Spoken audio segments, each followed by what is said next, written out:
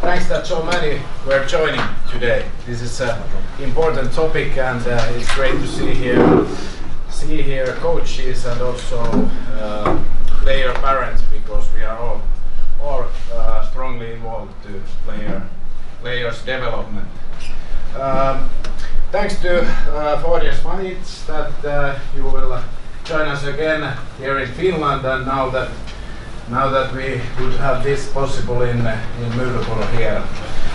We have worked with you now like 6 months, and the main topic has been under 14 playing competencies and player development, and it has been good help for us as a federation to get to know and pick up some targets. What are the main with the player development that we can answer the international pathway, that what are the key things there, and how can we better and better develop our high performance tennis players here. And thanks also to Joni that you made this possible, that we can have this early day in Myllypuro, and this session is gonna be here in this room, and after we finish the second one, there is food for everybody downstairs, and we also have time after presentations for some open questions here. Sure, have some time for sure for talking to each other, and yeah. First of all, thank you for inviting me here again to be with you, and yeah, just a few words about myself to introduce me. Is I'm coming from Croatia. I was actually playing some, let's call it, national level. Unfortunately, never made a big money in tennis as a player, and then decided that it's better to start as a coach. Yeah? And was working first in Croatia, then moved to Germany, and where I had the chance as a young coach to do some job with really some good juniors. Then came back to Croatia and invited to take over the national 1400 team, and worked for like a full-time for 2 years, and a few years after that as a part-time, because as you know, it's always difficult to find the stable fundings for such a project. So in all smaller federations, the same problem with the finances, with money. And ran like a private tennis school for 5 years, when I was actually invited by the ITF to step in. Actually, at the same time, I was also coaching the ITF junior traveling teams and did some coach education programs with them. And for 15 years, then until last year, I was a full-time like a development officer for the European region. And actually, the major part in working was actually to take care about, or helping, better to say, national associations to develop junior programs. Basically, in all the federations, the main focus when we talk about federation programs aim to actually develop younger players. As you know, after the age of 15, 16, if you're on the pro pathway, mainly it's a very individual approach and structured. Actually, like a programs the federations are trying to do at the younger age categories, when you can bring more players, there are more similar pathways and so on. So I would say that's enough about myself, and let's move on to the topic that we have for today. And actually, I already started in the last sentence when I said what I was doing actually at most in the last 15 years for the ITF and Tennis Europe, and how to prepare actually the young players, I would call it, for the possibility to step into the professional tennis. One very important thing for me always was, and what I realized is that people understand the challenges on the road and what are the expected standards of play for the players in order to have a chance to go, and that they know that they're on the pathway, let's say like this. It's better like this without? Is it true? Okay. They will get asleep perhaps. So I feel that it's very important, especially for the people who don't have opportunity to travel, because you know it's quite expensive, with the players also, then to pass the message about the, I would call it, the standards of play that the players expect by the first key, I would call it step or stair to the professional tennis, and that's the 14 and under international tour. And that will be the key of my key points of my presentation today for you, that we follow with our conversation, discussion, questions. So mainly for every federation, I would say this is a minimum goal that we as a federation, I say we, actually are looking forward to develop players that will be top 200 ATP, 100 WTA. Obviously, we all know that there are more, let's say, players, and the density of the quality of the men's tennis is bigger, so I would say that it's realistic to expect actually with lower rankings, like a top 200 compared to the top 100 in the female game. And the role of the federation together with the clubs, because for me federation means the clubs together, is actually to create a system that will support the talented players to develop their potentials and actually have a chance to get there. Coming to the top 100 or 200 is very tough, you know that. There's only 100 places in the top mathematically, and there are 170 tennis federations in the world that would love to have one player in the top 100. So it's a very tough job. Actually, knowing wherever you go and prepare yourself for the challenges, I think this is our job as a federations and the coaches. So one very important element to understand is which are the differences between the national, playing at the national and international level.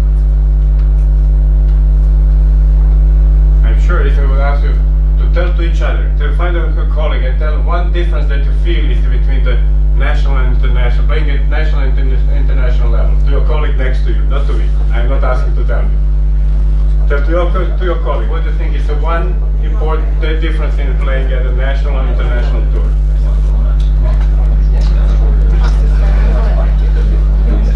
There are more, for sure.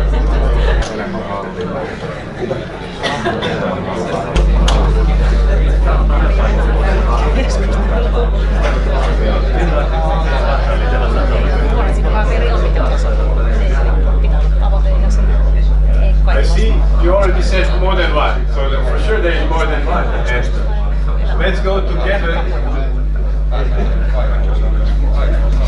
know there's many people like to talk so much.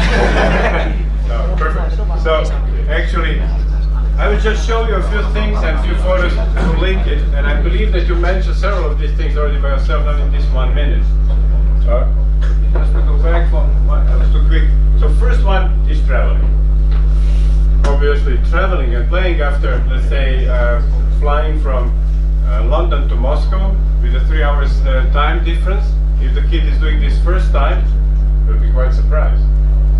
Waking up 3 hours earlier is something what we have to get used to, or to learn how to cope with this.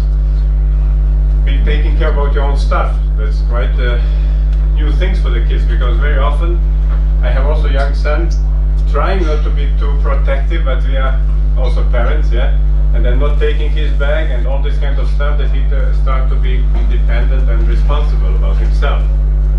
Then actually one thing is when you come in your club, you know where the toilets, you know where is the fence, you know, you are actually familiar with the surroundings, and then you come to the totally different environment. It can be related to the, let's say, windy place, can be much hotter, can be on high altitude. I was just 2 months ago, I was asked what I was doing. I was in Pretoria in South Africa conducting the coaches course, and I didn't look at the altitude. I was thinking, okay, it's flat, yeah? But it was actually on the altitude of 1600 meters. And then I played the first ball, and ball went 3 meters and out. What's up? And then actually I was not aware, even though I already played on higher altitude, but even just not being aware, I said, what did I do? Because really the ball is bouncing and flying totally different. So being actually confronted with this is very different than when you're coming and playing always in your club, where you know exactly where the marketing, how you call it, is playing and so on. So this is a very, very different thing for the young player. Another thing, I don't know if you recognize this girl. She's not playing anymore. Monica Selish, with her father. But the message of this photo is actually that very often the kids are very much in contact when they're young with the parents, and actually when they're away from home, they feel, let's say, they have to get used to be alone, especially if they're traveling with us coaches. For them it's very different. And something what is really important, in my opinion, and great for the coaches when they're with the kids, a lot of challenges because they're used to eat only their own food. Finnish food is very different from Chinese or French, and for us actually when we are adults it's actually interesting. We like to try different food, but the kids usually like to eat only, moms know that. Actually only what mom is cooking that's nice, or grandma, but they don't like even to try. And then actually imagine when the Asian players are coming, they had a chance, like an idea of a traveling coach to experience when they come to Europe, and then they come to France and they get mayonnaise and cold steaks and I don't know what, and they are used to rice and this kind of stuff. So it's a totally different environment that they are confronted with. When you're traveling with several players together, you have to actually find yourself in the team. Sometimes kids are tough to each other, and obviously that can also influence their performance.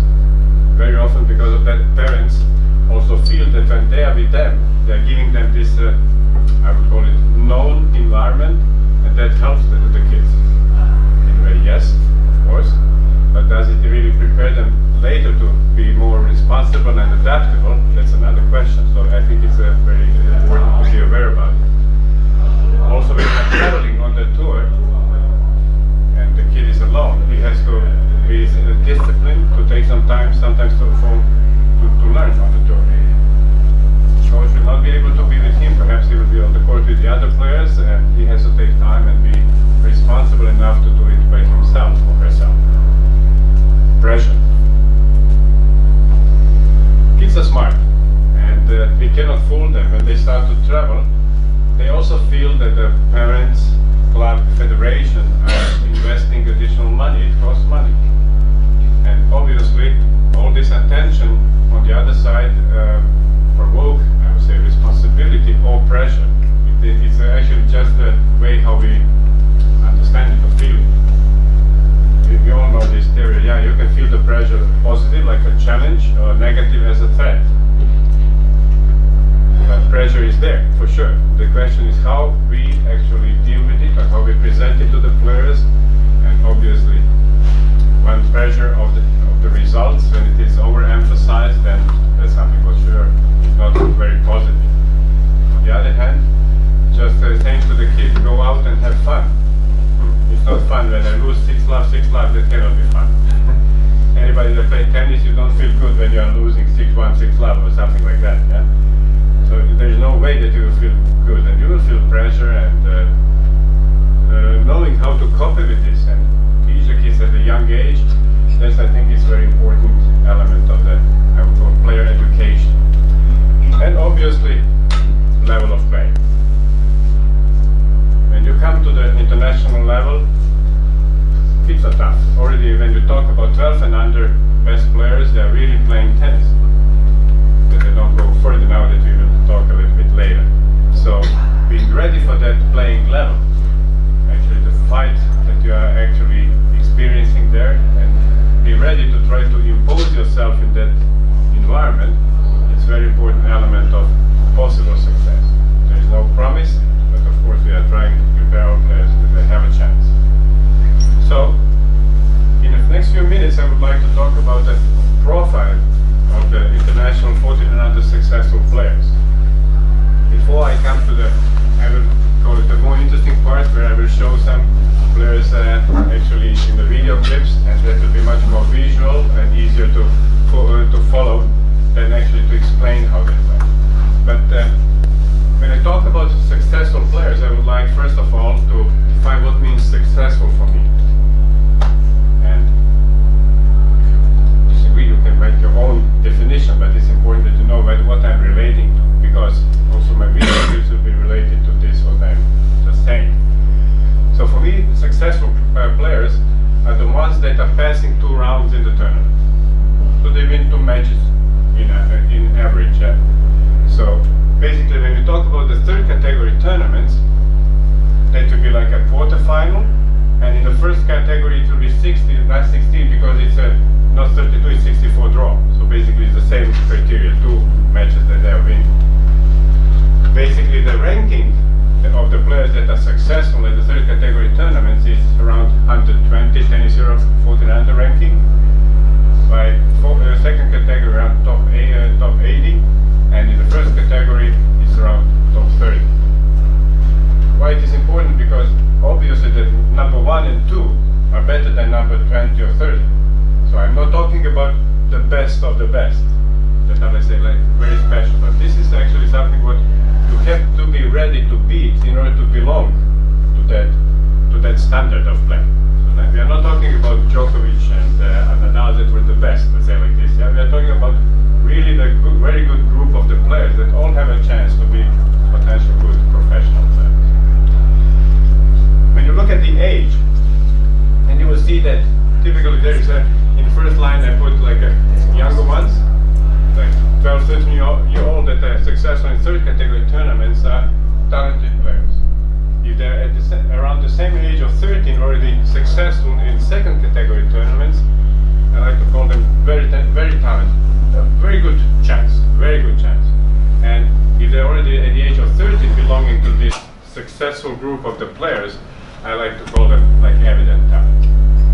Typically the girls that came to the top 50, typically, they're already at the age of 13 coming to that group of the players, so very close. Please, don't interpret it like if I'm number 20 in Tennis Europe ranking at 13, I will be. It's not. It's more like a trend and pathway that you can expect something, but it's not only this thing, because you also see here, and you know that one very important element in assessing, let's say, the achieved results is your biological age, the way you mature. Because you know that at the age of 13, some boys can look like 11 years old or 16 years old. Obviously, it's not the same if I'm physically and mentally 60 and I'm number 30, or I'm actually 12-year-old and I have the same result. Example of such a guy is Richard Gasquet. At the age of 12, he was quite small, no really physical power, and already was between the 20-30 best tennis European players. But there are other guys, like I had the chance to also work and also to travel with him, Mario Ančić, the guy from Croatia that stopped 7-8 years ago to play because of mononucleosis, but he reached top 10 ATP rankings. He was at the age of under 14, as tall as me, very tall guy, yeah? But he was quite skinny, so he was not shaming himself, I would say. So he was not really mature, from maturation point of view, very advanced, but he was very tall. So he can play with much more power compared to Gasquet. That is only 1 year younger, and they play against each other. It was funny, yeah? Like this, yeah? So it's not straightforward, but of course that I would also say the results are telling you if your game is on the pathway to the actual possibility to play the professional tennis. When you look at the way the kids play and that are successful, then at the third category tournaments, typically what you will see, a common challenge for my player is that actually the players that are successful are quite consistent and accurate.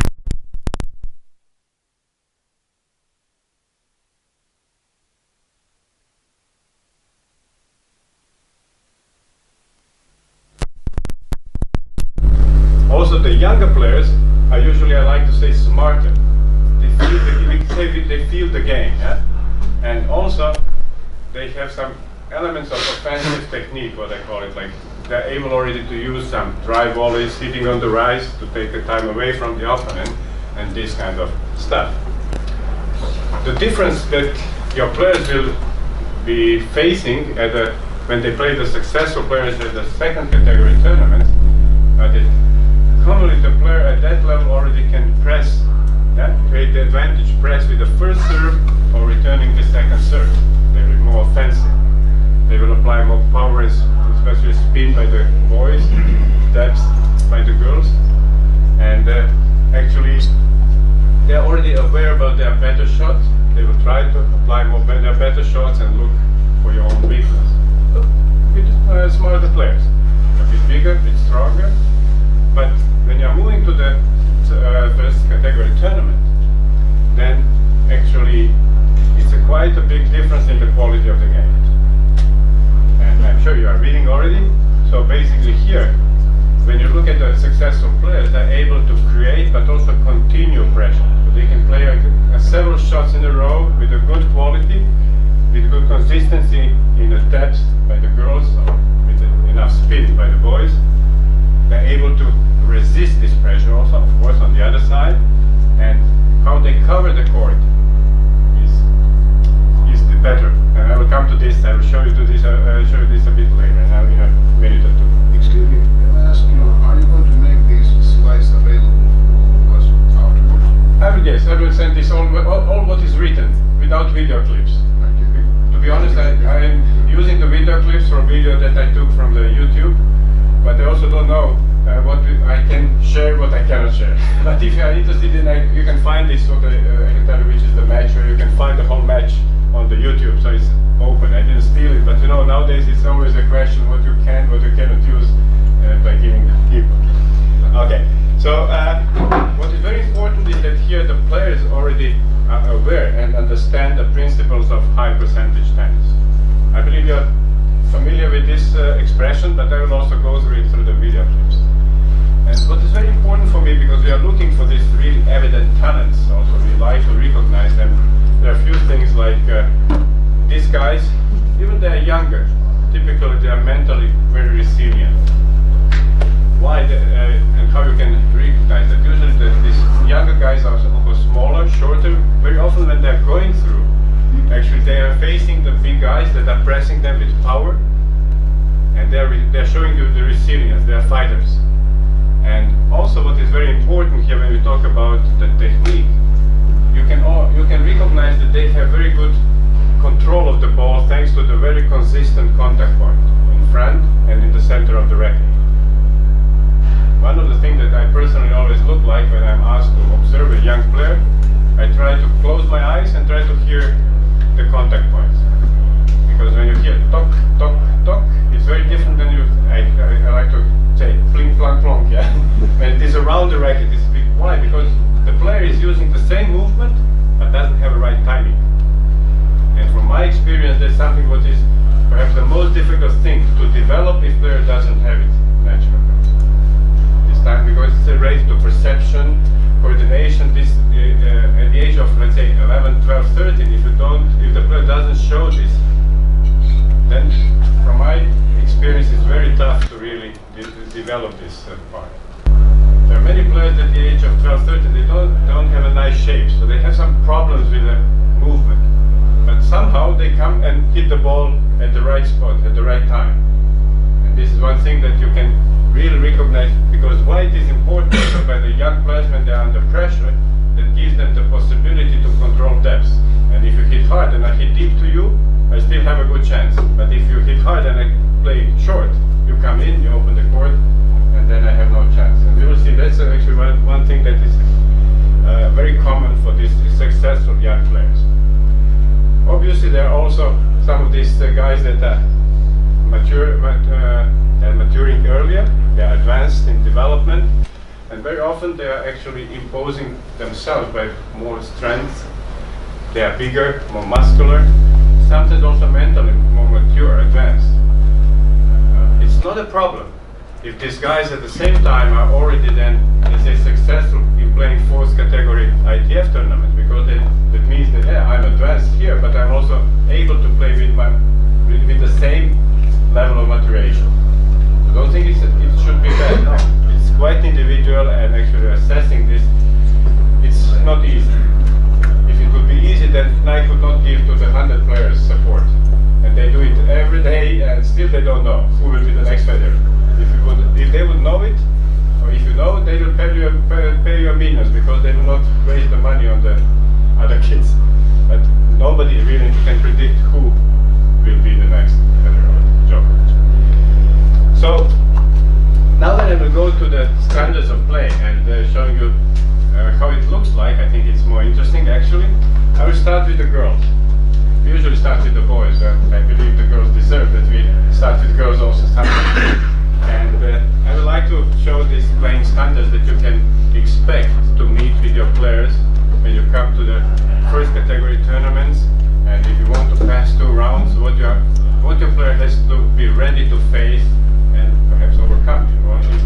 So why it is important for me what I just said, because I don't say you have to make players look like this. What I want to show you is what your player should be ready to face. You understand the difference, yeah? So it's not develop players like this, but actually this is what majority of players can do at that level. That's very important to understand. So there are several 4 groups of the, let's say, factors or elements. One is performer mindset, the second serving and returning in terms of playing situations, baseline games, and net games. That's very simple. So let's start with the performer mindset. You will see that it's a third set, 3-2 down, 30 all. Quite important point for this for the girl that is serving. Playing a point quite responsibly. Yeah. Point doesn't take too long, but what is important is the reaction. Look at her. She understands. She is 14 years old, but she understands that actually now, when it is important, actually it depends on me. That's something what very often you will not see by the successful players. Less successful or not successful players. They're usually looking around, or they're not aware that actually it's about me. I'm responsible for what happens next. So this responsibility and autonomy, that's one thing that actually is very important for successful players already from the age of 14. And taking this into account, of course, we have to then prepare the player to do that. Very often, coaches and parents like to help the players, but at the end of the day, when you are in TARP, first category tournament, you cannot coach your player anymore too much. Either he knows how to help himself. It's not if the umpire will stop you. It's not possible really to help him. He has to be able to help himself. Another thing is related to the emotional control. Actually, the girl is having 2 match points. Look what happens in this moment. It's the final 3,000 people looking at you, perhaps first time in your life.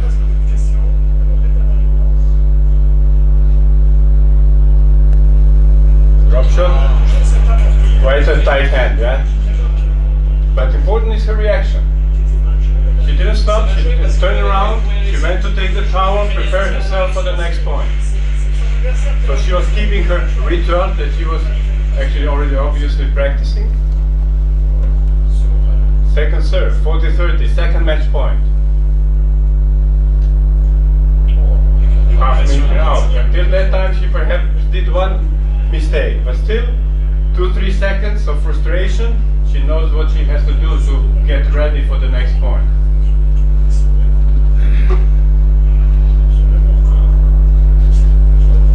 Juice. Second serve. Wow.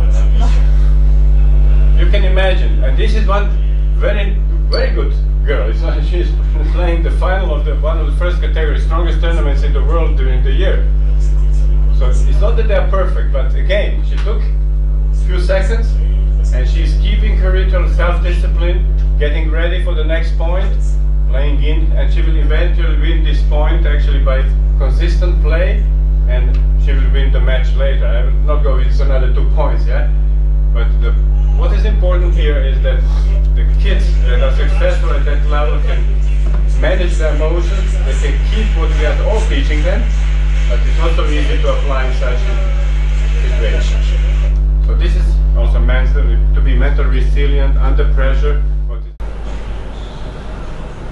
There's something what is very common, and actually all the successful girls can do that, and they do it also, how to say, consciously, that they are able to play second serve deep to the body. They play deep to the body. And actually, on the other side, the opponent now, when she will return, look at where she will return the second serve. She's offensive. She will move forward.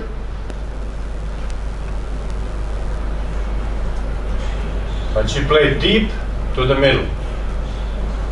So that's also, I would say, something what experienced coaches that are working with these players will always tell you that it's something what differs them from the, let's say, successful players at the third category tournament.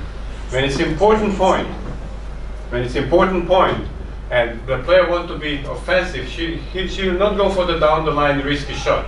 She will go for that offensive shot in a big target in the middle, jamming the opponent, not giving the angles. That's one of the things that you will find out also by the top professional female game, that they don't like to give angles. Because of that they use depth, they use middle very often, to be offensive to the middle. And actually the one that actually then prevail come a bit closer, then has a chance to open. So first passage here that you have to be ready, and when you are coming to that level, that opponent will be very good in hitting good deep second serve to the body, also not giving you the angles. And as well to be consciously aware that if I want to be safe and be offensive, then my first shot is deep to the middle. It doesn't say that they don't do something else, because you will see now that of course they're using also wide serves, changing in order to move the opponent.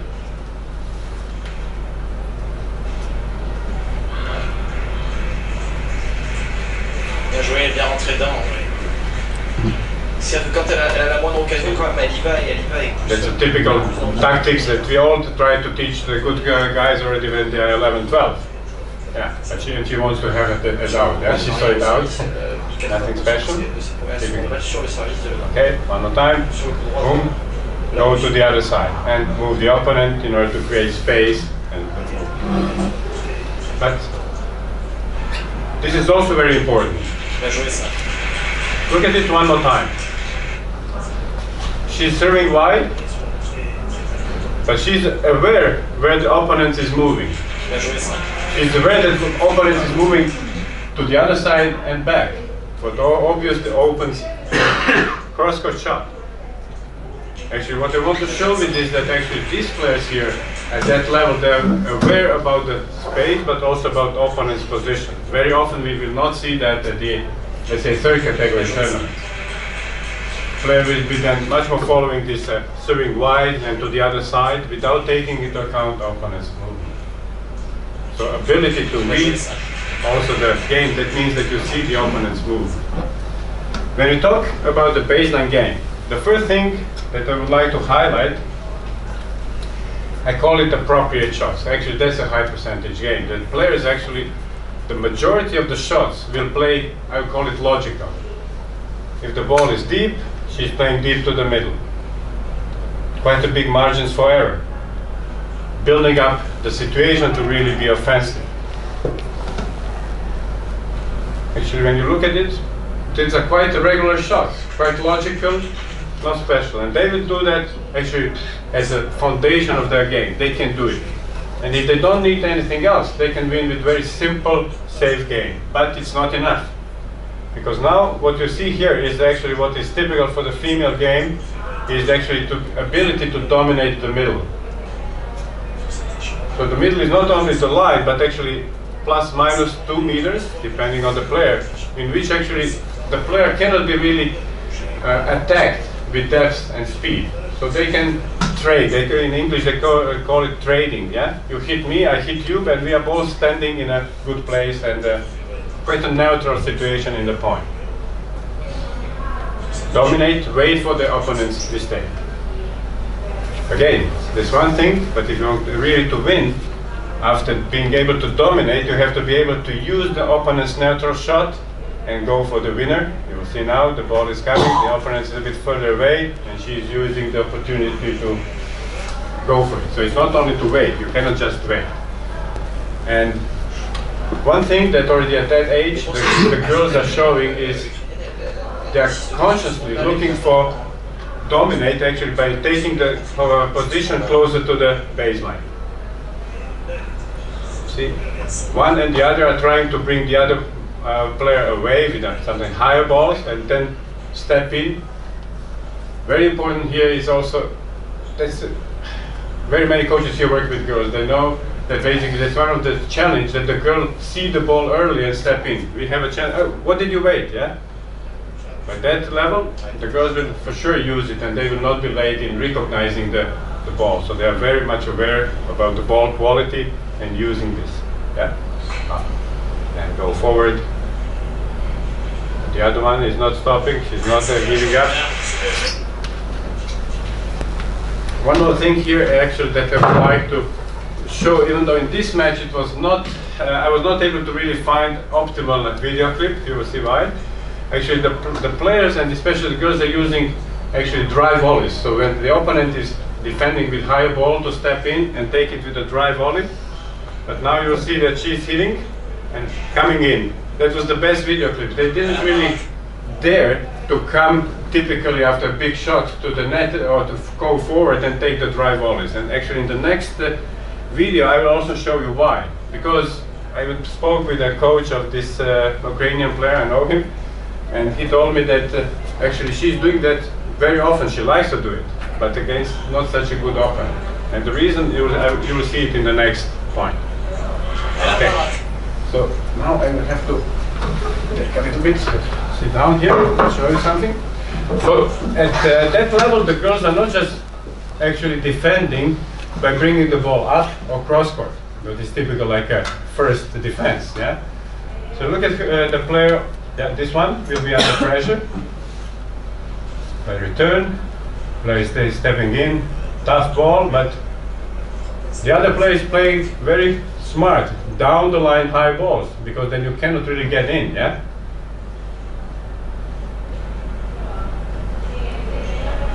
So you'll be able even to turn around the point. Defending very well, yeah? So it's not only that they can hit hard, but one thing I want to show you here, what is the difference? Where is my... I have to stop at the right moment.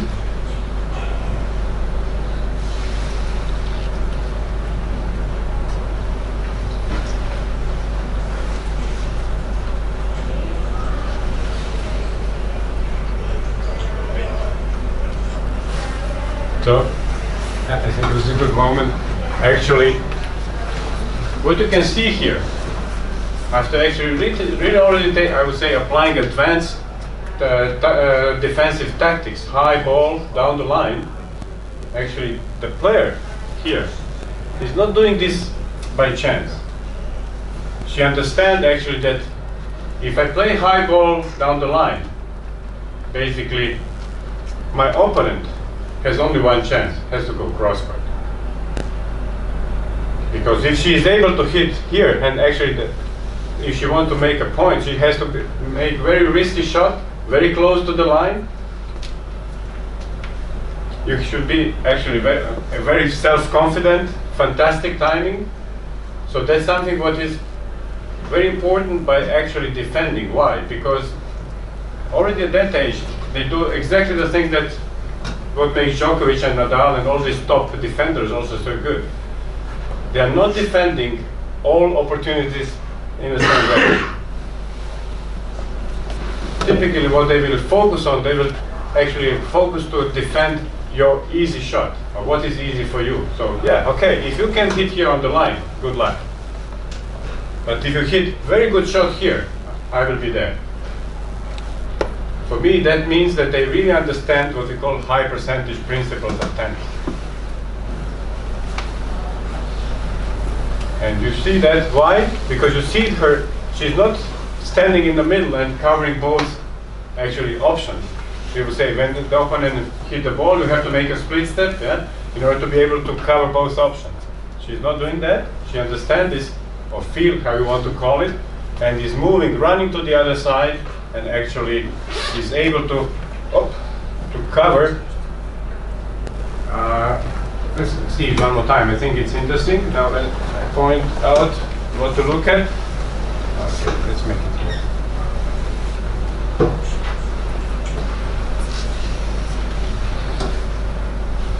And And why I'm pointing this out, because we are talking a lot about the footwork technique. Yes, it's very important. But if you don't read the game, what we say, then also you will not defend well. The top defenders are not only top in a footwork or explosive power, but actually ability to read the game, to move at the right time, or what we call very often anticipation, is playing a big, big role in being actually successful in defense. In my opinion, when we talk about the future players, because the game is becoming faster and faster, that's something what is actually a very important element in developing the player from very young age, because you cannot start to develop it at the age of 20. So no way. Okay, let's see one more time this. Hitting up, so also not to have only one defense, and she was already there. Most of the players that are at a lower level, they will be frustrated. Next time they will go for down the line or overpower, and then start to make unforced errors. Typically the top players at the top level, they are not making a lot of direct winners, still here. It's about forcing and creating opportunity that the opponent is actually missing the point by being under pressure. So you can ask a question? Of course, anytime. Please, thank you. So this is the final round of TARP, I believe. Yeah. So it's probably the biggest moment in the lives of these girls. Like the most important day in their life probably, because they... By that time? Yes, by this time, exactly. Do you think if they played first round of Bolton or Stockholm or some other smaller tournament, that the game would look the same? Do you think that the situation, the audience and everything affects how they do things on the court? For them? Yes. If this is first time, for sure. Mm-hmm. But these girls for sure already played. We know that Russian, Ukrainian, Eastern Europeans starting to travel quite a lot at the age of 11. Mm-hmm. In average, they play 10 tournaments or more per year outside of their country from the age of 11. You understand what is my answer? So they're already having 3 years of experience playing outside with some audiences not so big. According to what I know, in TARP is the biggest audience, and it's really looking almost like a professional tournament. What I really mean is, if they played first round instead of final round, would the game look the same in your opinion? Could you be showing us the same clips of these girls playing the first round, or does the situation change what choices they make on the court because maybe they want to win more? Actually, no, for sure. The choice and the game will be a bit different, especially if they play against the opponents that are a bit no, weaker. I mean if they played each other on the first round. Each other? For some reason. Yeah. Because of the nervousness, of course, like in the top game, in the top tennis. When you look at Federer now in in Abu Dhabi, first round he played, and then in the final against Tsitsipas he played his best tennis. So now when you ask me this, then from my experience the same thing happened at the young ages. The champions are never playing every match their best tennis. Actually, your level is, real level is the level that you can produce every day, and that's not more than 80%. When you talk to the players that are top professionals, they will tell you perhaps in 5 to 10 matches per year I played like I hit everything. The rest is struggle. You have to adapt yourself to, okay, today my backhand down the line is not working so well, so yeah, I will play more to the crosscourt and middle. And actually this is what these players will show you. They will not play in the first round perhaps their best tennis, but first of all they will not lose. You understand what I mean? They will find their 80% level, that it's enough in the first round. If they are feeling good, what you will see also that they will be more freely. They will go for more down the line. They will be much more offensive with the first shot than here. Here they are very responsible. Is it okay? That's exactly what I was asking. Okay. So Yeah. that they would go for more down the line and they would. But also, one thing as a coach, when we talk about coaching in general the players, any level, actually, if you are playing the player of the, if your player is playing my player and your player is better, so what you will ask him to do in order to have a useful match? Next question to me? Yeah, or to everybody. But But we are talking now, and I know that usually people like to hide and say, hey, he's naive now. No. But typically when you have a player that is like a favorite, so what you are coaching and how you are saying how to play against the player that is, let's say, lower level. So yeah, it's your player has to win against my player. What you will ask him to do in the match, how to play. Play their own game, their own standard brand game. Okay. If your player is the same level as my player, same. And when it is my player better than yours, well, perhaps you have to think about more destructive tactics. So one thing here, of course, if my player is better, then you will ask him, I have a strong forehand, then you will advise him, try to place the first serve to the backhand or returns, yeah? So basically avoid my strengths and try to apply your strengths. Yeah. But then now when we turn around again, you are a better player. Then actually I have a chance as a better player to perhaps practice some things that against the better player I don't have, like an additional variation. Right. But if my player is the favourite, then they will be able, and they do their offensive work really well. Yeah. It's not that much the other player is going to be able to do. So he has a chance, for example, to go forward, practice, let's say, approaching the net. That against this very tough opponent, it's risky business, yeah. So that's a difference in the strategy, also. Of course, when we are both at around the same level, you have to be consistent, play your best tennis, and this kind of stuff. But that's like in general. So also this would also, in my opinion, when I'm coaching the player, influence my, how to say, advice to the player and what they should do or how they should play. Okay? So, thank you for the question. I hope the others will now be more brave to ask me questions. Going back to the match with the girls. Net game by the girls at the age of 14 is quite simple. It's quite simple. Basically, what they are able to do, but they are able to do it consistently also under the result pressure, is that they are able to place the volleys, even when the volleys are low, below the net, in open space with short cross. Of course, they're able to do different things, but this is actually a very simple way to finish the point. You see, down the line, it's not so easy. But she is able to play in open space with a block volley. Very simple solution, and I would say good enough even at that level, at 14 and under performance category. When they play against the net player, what they show actually is the ability to apply the right shot. Passing shot or actually lob, they see the opponent and the net. Very often the players that are actually at the third category tournaments playing, they will just hit without being aware about the opponent's position. Very often will overpower instead of actually place the ball correctly. Okay, so a quick summary of what we actually just said about the girls, I would say, challenges at the tour. First of all, the girls are able to play and base their game on the high percentage principle. They understand, and when it is a deep cross-court, I will not go for the down-the-line winner. Very simple thing that we see so much. Or when you have a young player running from forehand to backhand, and on the run, instead of defend, he wants to counter-attack without being in a good balance, for example. So very simple thing that you will not see that they make this often. They can make, of course, such mistakes, but not really often. Serving deep and to the body, especially by the second serve, is something what they can control well and apply consciously, but they know why they do it.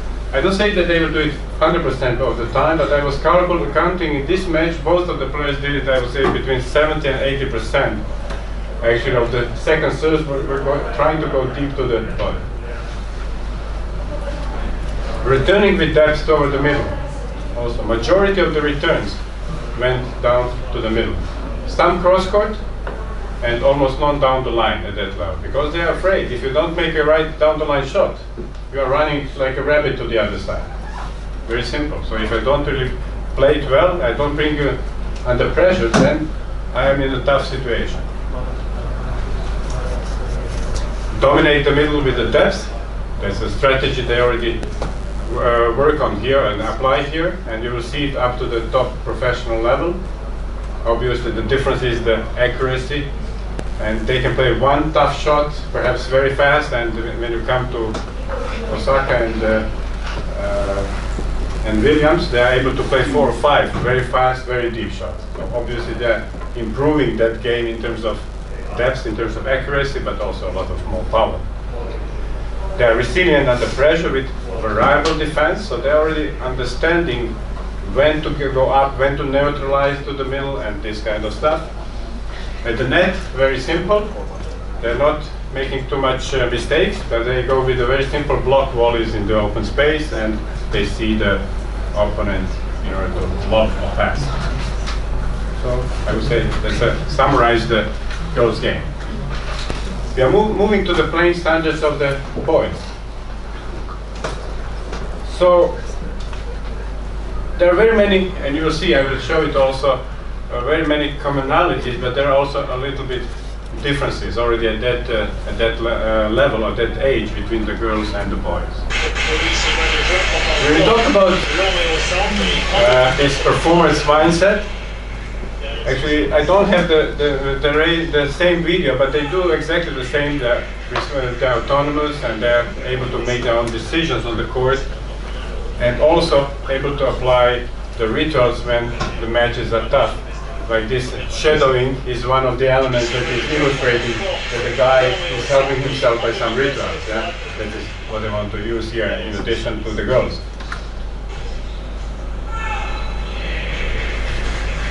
And now he's going back, they're taking their... It doesn't mean that you will win any point if you apply rituals. You will increase your chances. Yeah?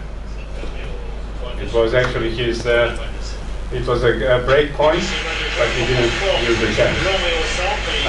Actually, when we compare the boys and the girls are showing the need for emotional support more often than the boys. I use the word showing because it doesn't mean that boys don't need emotional support, but perhaps they're not showing this or asking for it so openly like this. Be ready for this difference. Serving. In serving, actually, we have a quite important difference between the boys and girls already at that age.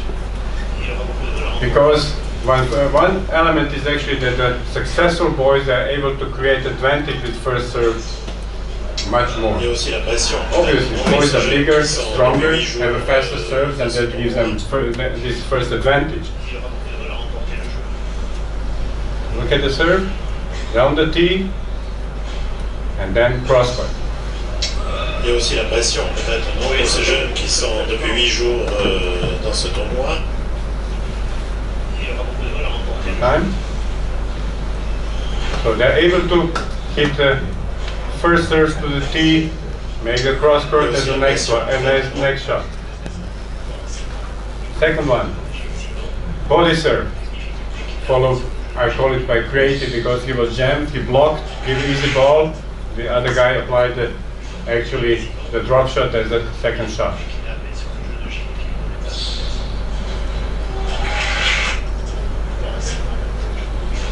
Okay, and the third one, they're also able to create advantage with the wide serves.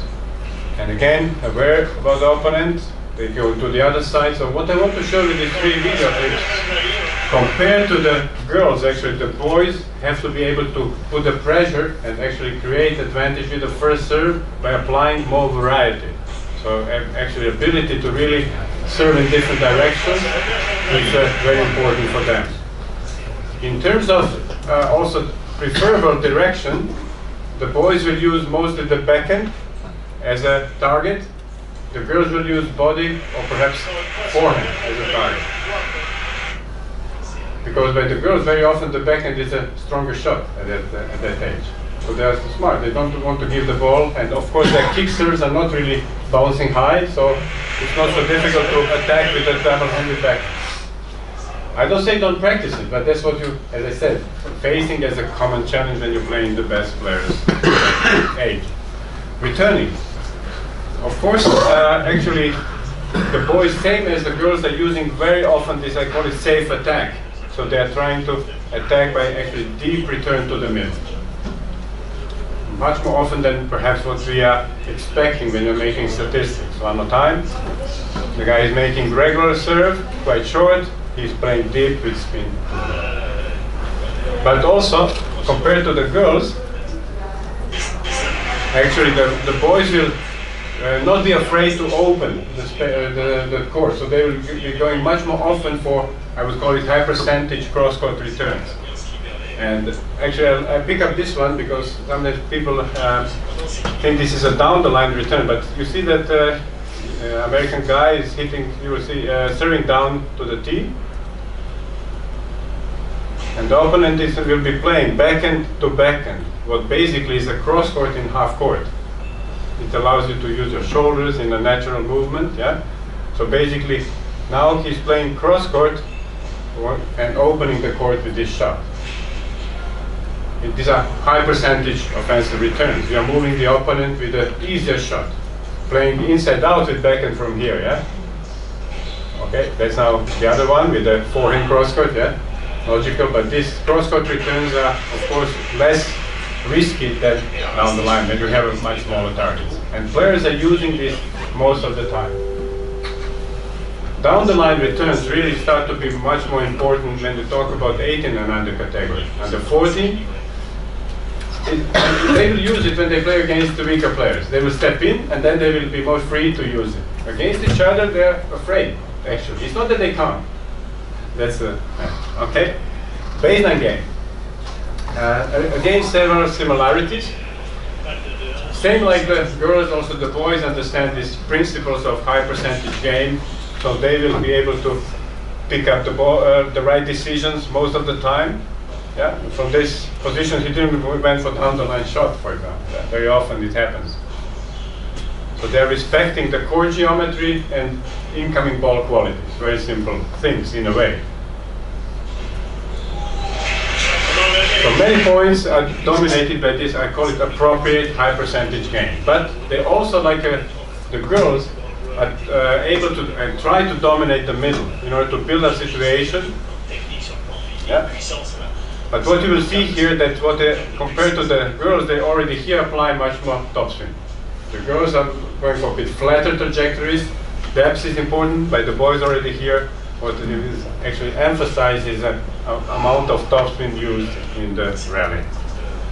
But also, they dominate and they try to use the forehands a lot. So when the ball is around the middle, you will see the guy on the other side. He will try to apply more forehands, yeah, instead of the backhand. Typical for the modern game. But what is interesting, when I talk with some of my colleagues from France, Germany, that are in charge of 14 and under girls, they told me that actually nowadays in their programs, they are actually asking the girls to make the same things like the boys, to start already under 14 to use and run around these balls in the middle and to apply forehand shots for more variety. One of the things, and also because now we see more and more girls having better forehand techniques. Of course, for them it's no problem anymore. So the trend is not that it's for the boys. You will see more and more excellent girls using these run-around forehands and applying them by playing from the middle, or around the middle on the backhand side. So that's something what is, I would call it something what we didn't see by these girls here, but it's something what is perhaps what we expect or what we see more and more now on the tour and in the future, that will be closer to the men's game or boys' game. One more thing that is very typical for the boys, I don't say it's not by the girls, very typical by the boys, is that actually they will from the middle go very quickly, much quicker to the backhand cross-court duel that they try to dominate. And there is one difference between boys and girls. Boys will dominantly try to open the court to the backhand and the girls to the forehand. Again, because of what you said, usually the backhand is better shot, so you're trying to use a bit, I don't say bad shot, one is a better, yeah? So typically you will see when the girls, also in a professional level, you will see that the ladies are trying to open more often to the first shot to the forehand than to the backhand. And by the boys, usually they will not try to go first to the players under 14 that after this presentation and key points, what is your opinion? Do you find there some similarities or things that were surprising? Yeah, I think very good points. We were discussing with Vilja about placement of serve, for example. difference between boys and girls. But I think mostly I was thinking about like this demand in practice situations and in like practice matches situations with our players. If they play in all against their fellow junior players, I think most of these situations we discussed are not happening on regular basis. During practice and practice matches. During practice and practice matches, and therefore I think it's important for them to play maybe more against more experienced adult players in order to be in this kind of demanding situations where they have to do the right choices. Because if they play against some other juniors, maybe it's enough for them to play one good shot and the ball is not coming back so difficult. Or so I emphasize, I would say, the right challenge. You have to, right your challenge. players have to play the right players in order to be able to develop it. Yeah. Yeah, and especially with like serve. If you play against some player who is not attacking your serve, you can do yeah, whatever. you can do it, and maybe the player doesn't get the point. Even if the coach is saying, "Hey, maybe you should be trying to place a serve to the body," they're asking why should I do that because it's working quite well right now. Even if I'm playing to the forehand and not getting attacked. So. But if I may ask you, because I'm not so familiar with your top players, obviously you know them. When you look at these like a key points, in which of these key points you would say, okay, our players are very close here, or let's say, of course it's a general, it's always individual when you look at one particular player, but in general when you look at the top 2-3 players that are playing Tennis Europe tournaments, in which of these key elements you would say our players are there, and here actually perhaps, here perhaps we really have to be much better, let's say like this. Yeah, that's a good way to put it. I think bowling, for example, is definitely a topic that needs to be better. Bowling? Yeah, for the players in my club, finishing on points with their volleys is it's also, I think that has a lot to do about the time we spend on court. We don't have that much time on court together, so it's maybe lacking some preparation. Okay, you mean the amount of practice? Amount of practice hours. But now you are going already for the reason. Yeah. I would like more, because I would like also to be aware, in your opinion, which elements of this in the training would you like that they're practicing more in order to be much better?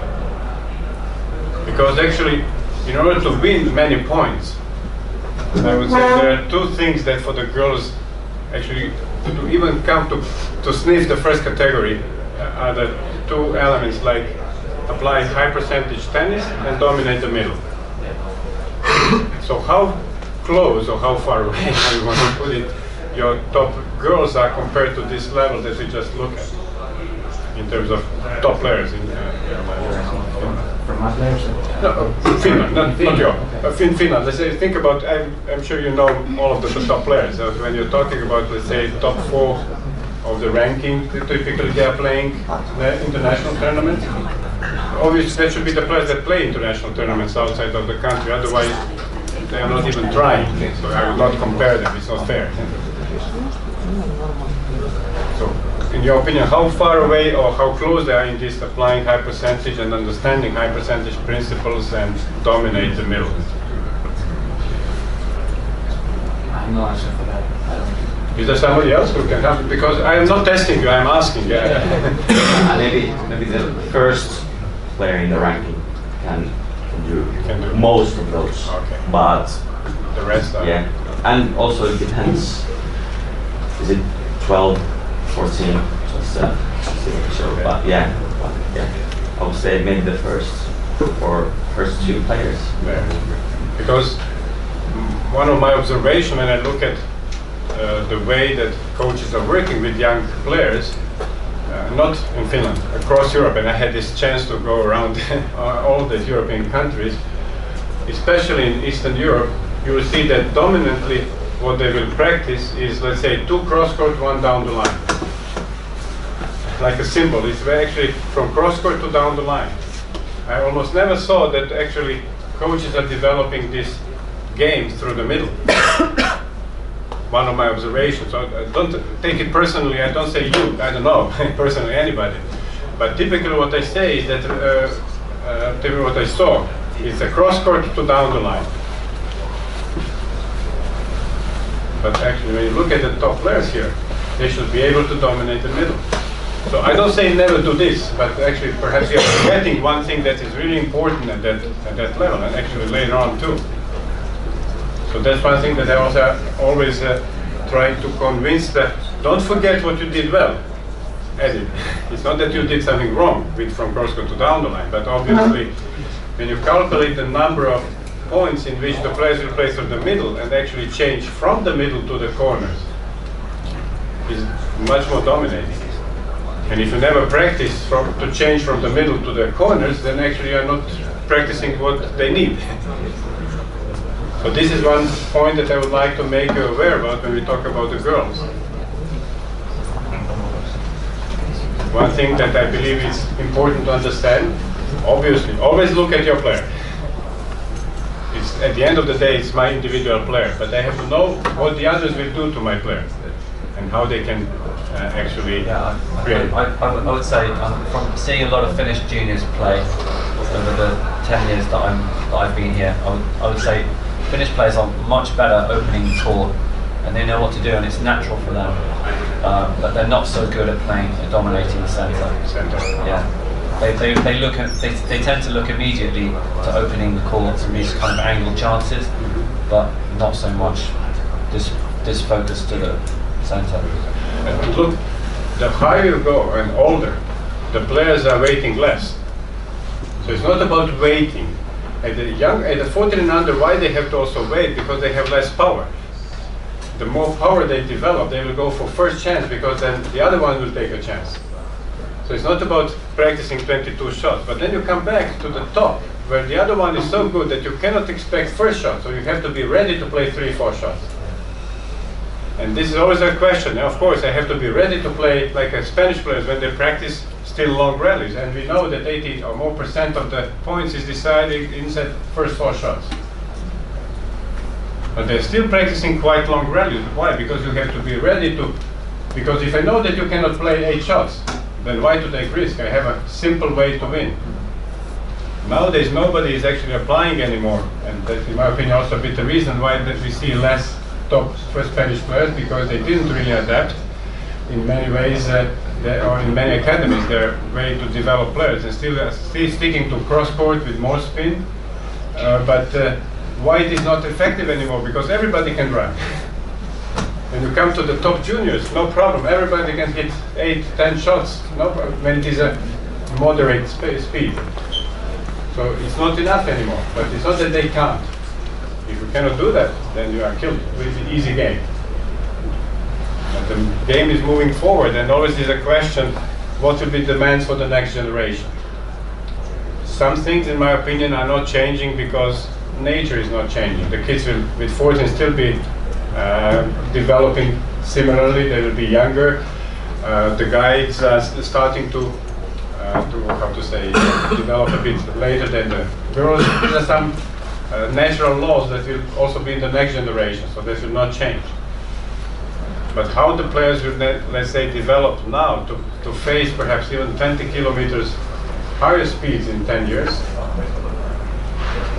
that's the question. Personally, I think one very important element in developing young players is to read the ball and the game.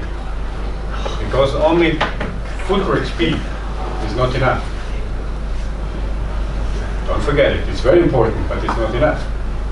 So actually we have to think for the next generation that we have to be even smarter as the coaches to prepare them to have a chance. Please. Question, if you look at the summaries, you have the summaries for gender, girls and boys. Mm-hmm. If you think about it, 5 years, 10 years, is the summary going to be the same? Between girls and boys, or is it the same? I don't know, because I like to say that the players are bringing new things. They're finding new solutions, not coaches. It's a game. You always see that actually the players are inventing new things, like Nadal's forehand. It was not developed by the coach. I saw him playing when he was 13, and he has very standard stroke shape. Yeah, it happens when he actually started to be very powerful and go with this extreme forehands that he found it out, but he was not taught. You understand what I want to say? So I believe that we will see the players finding new solutions.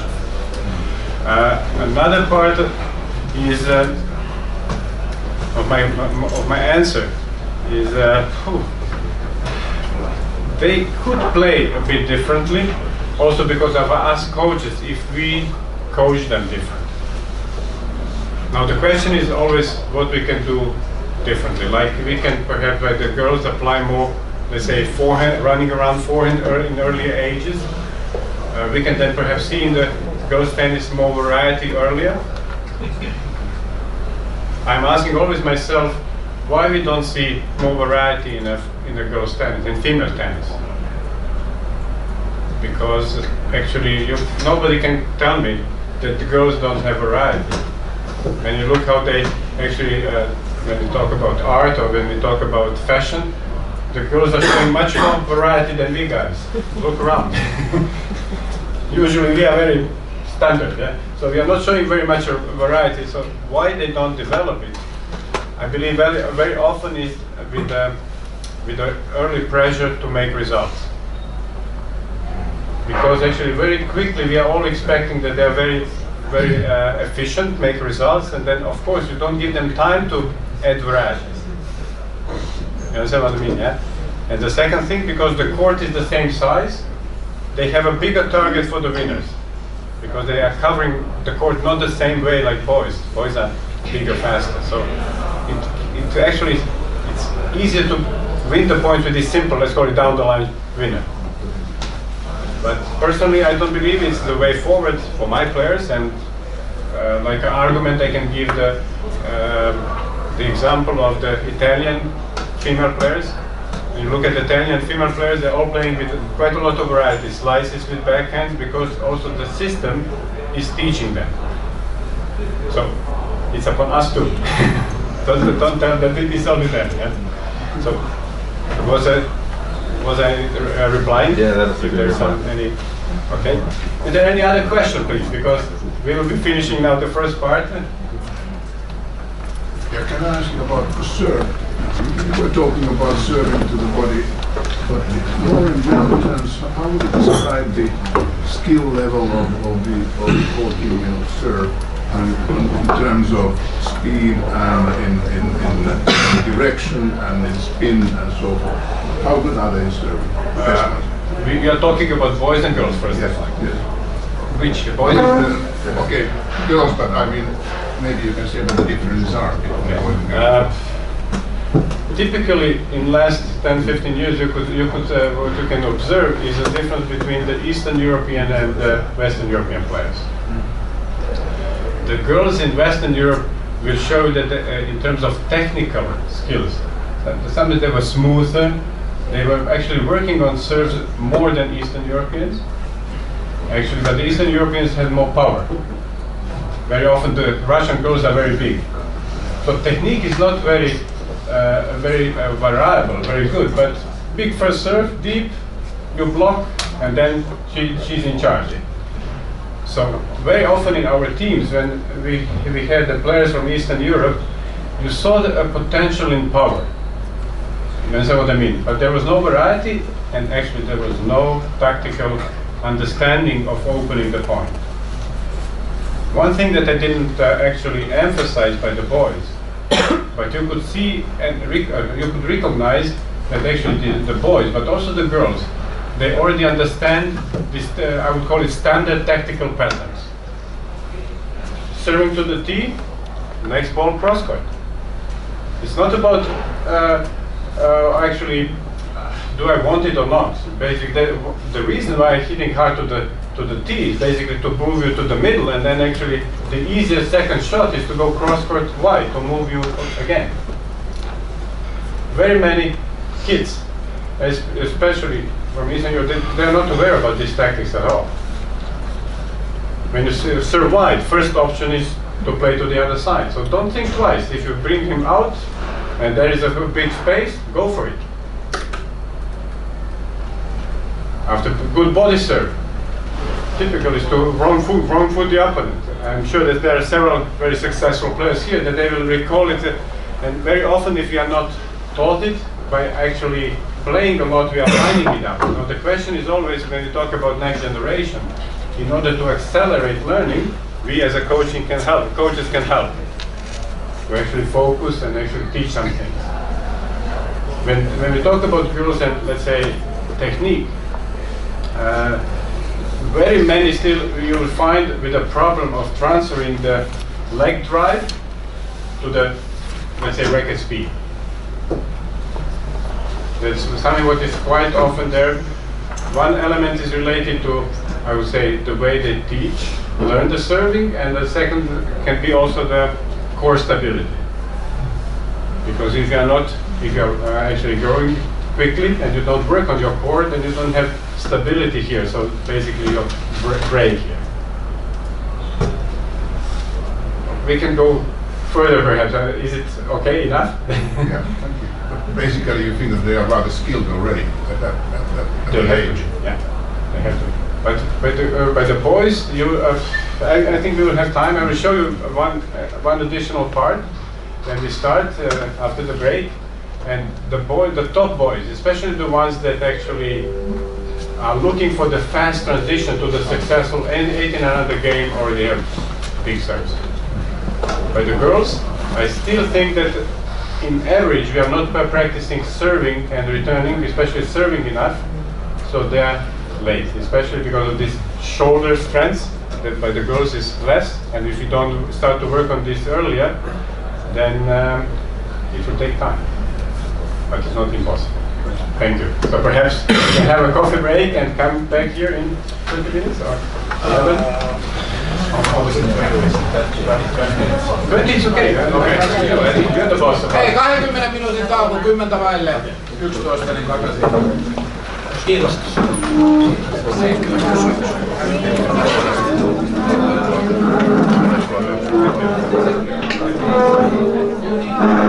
So let's start to talk in first presentation about actually the standard level of the game that players are faced to when they go to the first category or the top level of the 14 round game.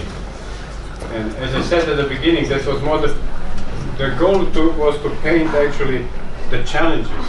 I didn't talk about the skills or what needs to be developed. And that I would like to address a little bit now in the next 15-20 minutes, at least from my point of view. So we were starting with a performance mindset, and also when we talk about like a common characteristics of the top players. And here are a few that I believe are key to get the players there. Number one is love to compete. There are many players that we know or we hear, oh, he is very good in training, but actually he's not good in competition. One element very often is this component, love to compete. You find it as that you're enjoying it. I was talking to one of you here during the break, and actually the observation, I fully agree. Typically the boys like to play points much more during the practices than the girls. The girls like more to practice. Very often they don't like to, especially to lose against another friend in a group. It's for them much more difficult emotionally than for the boys. Second one, enjoying hard practice.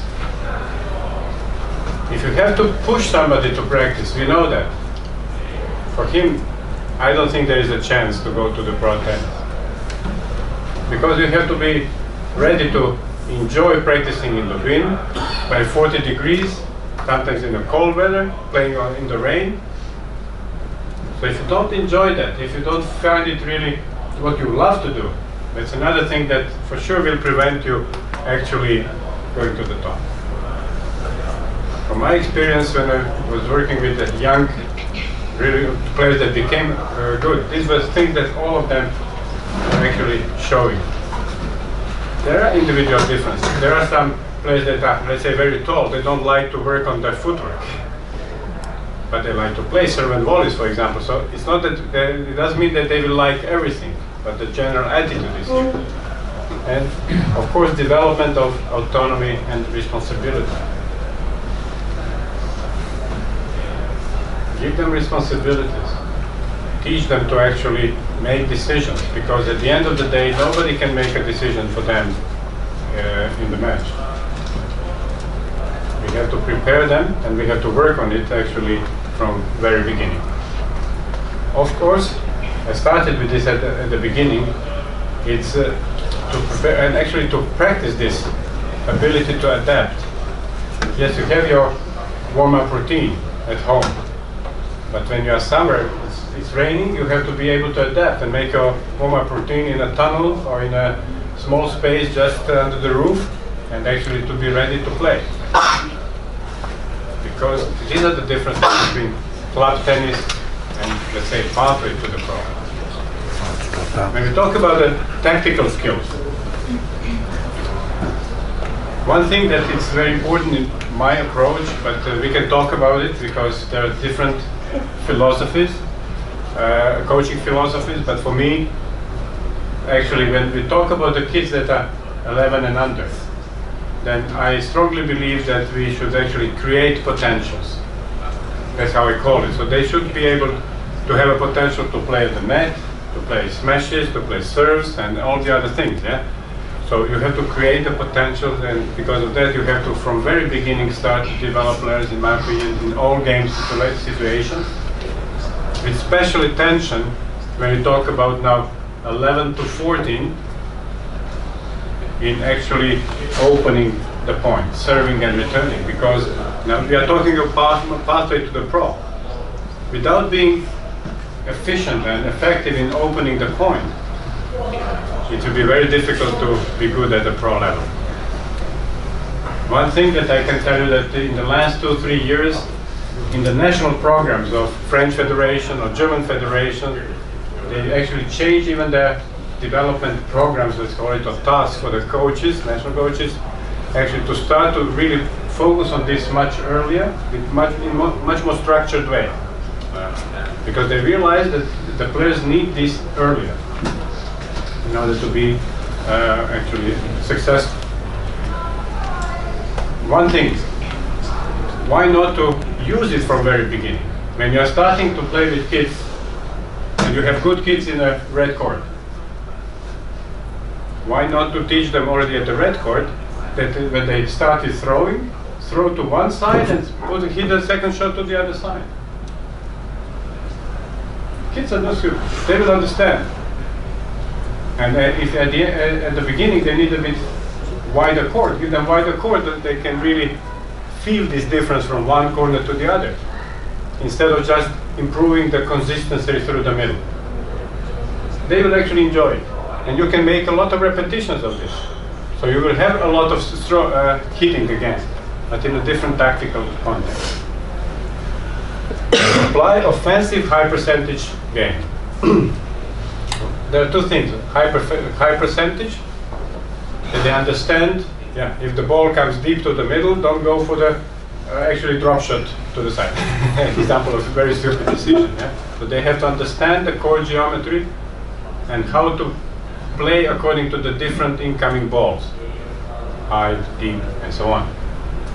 Simple thing, but they have to understand. It's not about teaching them mechanically to copy. And teaching understanding is not so easy to young kids, because we are talking about abstract concepts. So you have to find a way. Today I don't have time, we will need to be on the court to show you how I do it with the kids, but to show visual way that the kids understand this tactical concept, because abstract you cannot. Imagine if I come to the 7-8-year-old kid and I say, when you are covering the court, you have to be in the center of the B section of the opponent's possible shot directions. You didn't actually, but you know what I mean, yeah? Because it changed with my position from which I'm hitting. And this is a concept that player of the, let's say at the age of 8, we talk about performance players, I'm reminding you, 8-9-year-old player should be able to cover the court by actually positioning himself according to the position of opponent, where opponent is hitting from. Yeah? When I'm hitting from cross court, or when I hit my cross court, I have to cover the court differently than if I hit down the line. And exactly the concept that I just mentioned is something what you have to make them understand. But if you use my words, forget it. Yeah? So we have to find a visual way to do that. See the key clues during the point. Like in this example of seeing when the player is, this typical thing that very often the kids 12, 13 don't see at all. When opponent is moving away, they try to hit hard deep to the middle or down the line. Or even long, deep, fast cross-courts instead of actually looking for the angle shot.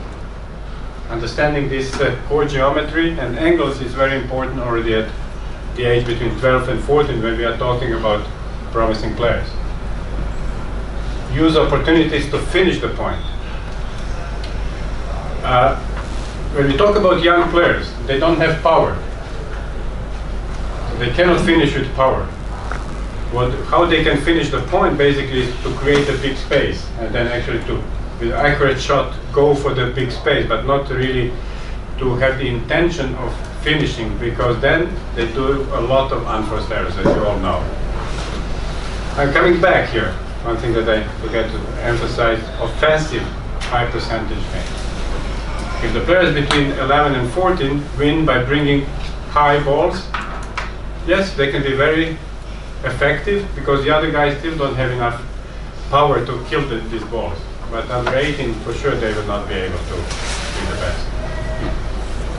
So being offensive means that you are actually creating pressure on your opponent. Now, also don't think that pressure is only power. I can create pressure with consistency. Typical example is Ferrer. Ferrer was number 4 in the world, but he was not hitting a lot of winners, but he was pressuring the opponents by taking the balls early whenever possible, moving them around, so he was not the guy who was just bringing back. That would be a misconception of Ferrer's tennis. You can also create pressure with variety by changing rhythm. So it's not only power that is actually creating pressure. Technical skills. Obviously you cannot achieve tactical goals if you don't have tools. Technical skills are the tools that you can actually achieve these tactical goals. So one thing that actually, for me, it's very important when I look at 14 and under players and how they play in terms of technical skills, is that they have adaptable technique. What it means, basically my forehand, I have to be able to adapt to the different incoming balls, different speeds. Not only one shot. So what it means for me, when I see that some coaches are working only with a dead ball feeding, only from the basket, obviously they will not give this actually opportunity to the player to adapt, to create this adaptability. So it should be a combination. I don't say never do this basket feeding, but for this, you cannot create this skill if you actually don't use the live ball and you don't play points, to be honest. No limitations, I relate with the blocks. When I put here blocks, did you have only question mark, or you have, what do you think, what I understand under blocks? No? Okay, then I have to, it's blocks, it's related to the tightness. Very often you will see by the players, younger players, that they have some blocks in the movement. They have tight wrist, they don't have awareness about, let's say, the tightness of the wrist. Let's say, if I would ask you as a player, are you aware on scale from 1 to 10, what is your wrist tightness in the contact point by forehand? Can you imagine and tell me what you feel? Good players for sure will be able to tell me. Are you aware what is your wrist tightness when the racket is behind you? Typical misconception by the players, and I emphasize misconception is that because we ask as a coach sometimes to have a stable wrist, to grip the, let's call it tighter grip at a contact in order to stabilize the racket. I think that they have to have the same throughout the whole movement. Obviously, if you want to be fast, you have to be loose. And I don't think that any coach wants to teach that, but it's a misconception. So very often I saw that, and I believe it's very important when we are developing technique that you are developing looseness, because looseness is precondition for speed. I like to compare it with a car. When you are tight, it's like you are driving the car and you press the gas pedal with the handbrake. You are fighting against yourself. The only moment that you really need stable wrist is a contact point, especially because of off-center hits, yeah? But during should be loose. So one very important element that I still believe many young players actually don't develop optimally. And it's also related to some of the new findings in sports science, because one of the actually ecological theories of motor learning, yeah, very simple, but I like this definition, is about freezing. Typically, when we are also learning a new motor skill, we actually tend to freeze. Why? Because when you freeze, actually then you are decreasing the number of possible movements, so it's easier to control. So basically the process of motor learning would mean freeing and then actually using the different opportunities of the movements. So it's typical that we all freeze at the beginning when you start to learn something new. But then actually when you are developing technique, you have to think how I should approach my players in order to relax them, in order to free the movement, and then to use different opportunities. Instead of developing blocked, let's say, mechanical movements. Easy? No. Let's leave it till the next time. But at least one element to be aware about. Stroke variety. Of course, you have to be able to hit forehand from one spot, let's say from forehand corner, down the line, middle, deep angle crosscourt. And from all spots back to the, let's say, middle or to your opponent's backhand as a weakness. So to be able to adapt and actually have a stroke variety. Very important point, and I mentioned actually at the beginning, if you remember, by the very successful 12-year-old, is the quality of the contact point. Timing is one element that you all know, I understand. Sweet spot that you really consistently actually hit with the center of the racket, and high racket speed. So not pushing, yeah? Accelerating, because if you accelerate through the contact point, you are able to develop spin. Spin actually is a control. Without high racket speed, you cannot develop control. I think that when you have a good player, you already at the age of 8, 9, want to actually involve also the spin in their strokes. If they don't have a movement that accelerating toward the contact point, they will not be able to do that. So quite early, I believe, we should start to developing it. Functional movement patterns. What it means, like a split step.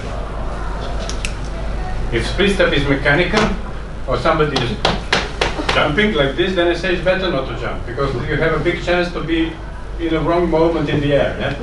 Functional means that you can time with the opponent's contact point and then react to the ball. Very important when we develop it.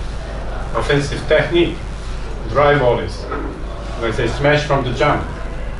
I just use smash from the jump as one example today. The kids usually don't come close to the net.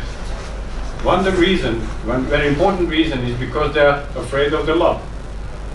If you have tool smash from the jump, then you will feel much more secure to come another meter closer to the net, what gives you the opportunity to play the finishing volley. If you are afraid of any high ball, you will stay back. So without this, and this is an example of offensive technique I'm using today. Motor skills. Core strength and control. Nowadays, all of the shots from the baseline plus serve are coming actually from trunk rotation, or very much involved trunk rotation. This is the reason that there is increased risk of injury in that area, and without appropriate preparation, then usually it comes later, but there are some researches there from the States that are showing there is bigger number of kids, 13, 14, that already complain about the problems in lumbar area because of more rotation that we are using in the shots. Joint stability and range of movement. If you want to have a role model, think about Djokovic. Unbelievable range of movement, mobility of his joints, but at the same time stability. Without going into the details, but that's, I would call it, that's a role model. Yeah, to achieve it is not so simple, but you have a picture of what I'm talking about. Another very important element is dissociation of upper and lower body movements. In tennis, very often you have to move in a different speed or rhythm, the legs and what you do with the upper body. And that's very important element of coordination. That's basically coordination that I believe we have to start to teach the kids from first lesson. How to do that? Perhaps when you do the warm-up and the running, you can do the different things with the hands. Simple thing, you run and you clap behind it. So that's one thing to start with. Very often what you will see, they start to immediately get tense, and relaxation here is the key. When you are stiff, you will not be relaxed, and you will be actually moving like one segment. And this coordination actually is so important in order to keep the dynamic balance and actually be active nowadays when very many shots happening in the air or off the ground. It's not what players want, but they are forced, so they have to be ready to do that.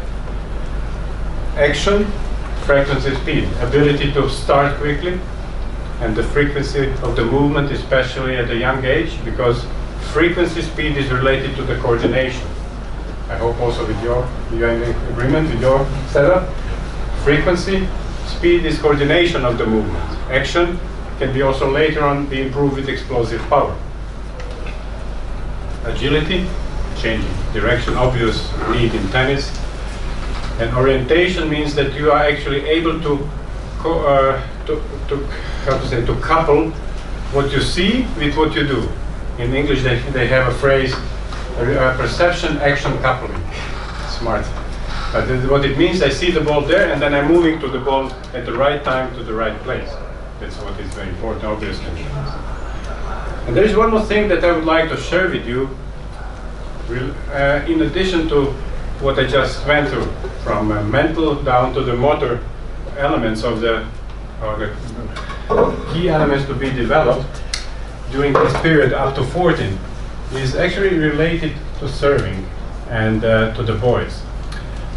And I strongly believe that if you have a good boys, that's one thing to keep in mind, because actually I will show you these guys that we already saw.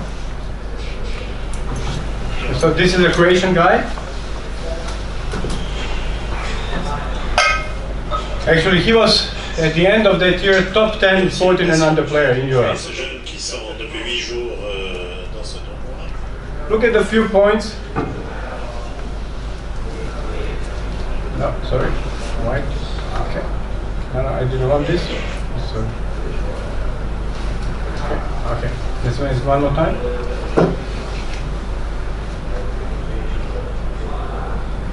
Oh, no, sorry. So that is that was my mistake. This is the one that you saw. The guy from US is serving. He's showing a good variety of serves. Look at his speed of the serve. It will be shown, or you saw already before, yeah?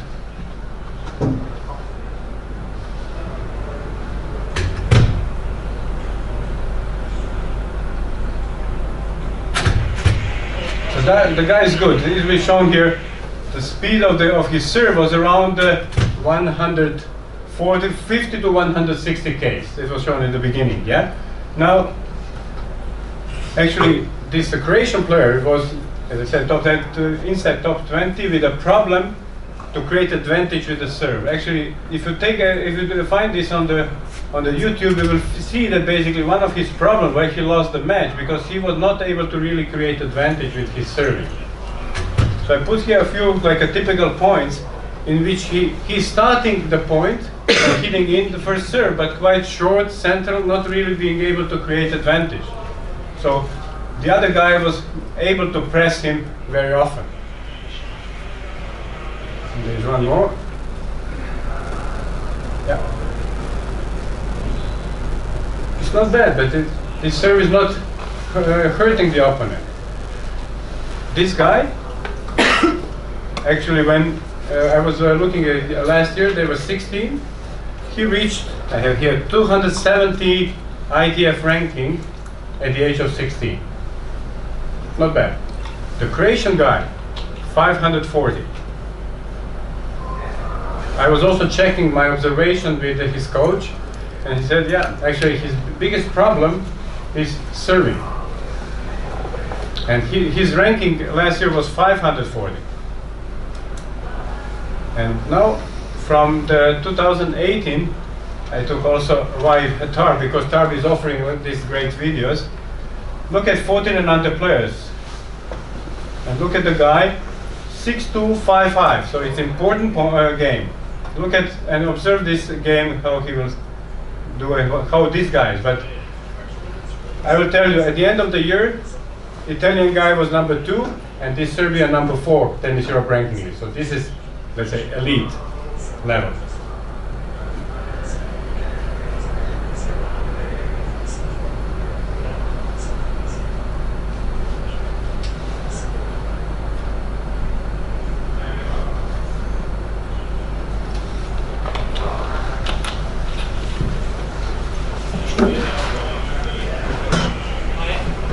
That was not 138, that was some previous, yeah.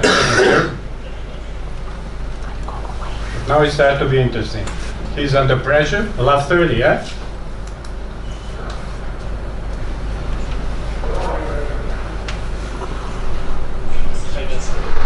Slice serve, to show 154, slice serve in the corner.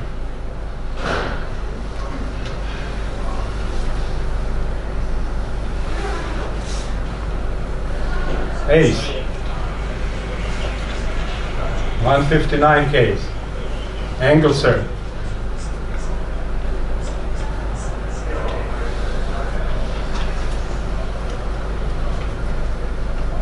.30 all, tough result. It's very important when you are able to produce some serves. Down the middle, service winner, look at the speed now.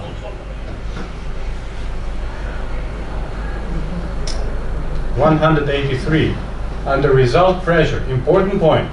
It's not in a training. 14-year-old guy, not very muscular, yeah? 183 serve. And there's a okay. And there was one more with 178 now following. This guy, at the age of 15, actually will reach already 170 ITF junior ranking.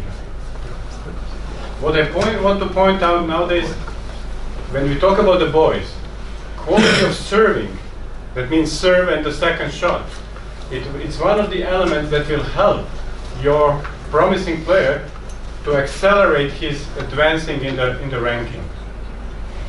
When we are talking about future, then the colleague there asked me about my opinion. That's one thing that I believe we have to be aware about.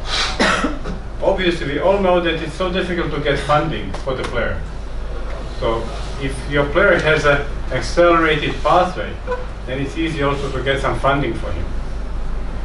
So take care about it. I don't say that everybody can do that, but obviously the elite 14 and under players, one of the elements that they, I believe, will show us more and more often is exactly this ability to serve. The other guy was actually in every serving even stronger, but was not consistent enough. So obviously, power without control is not what we are looking at. But these guys were able to have a strong serve in, and quite fast serves, was accurate, already at the age of 40.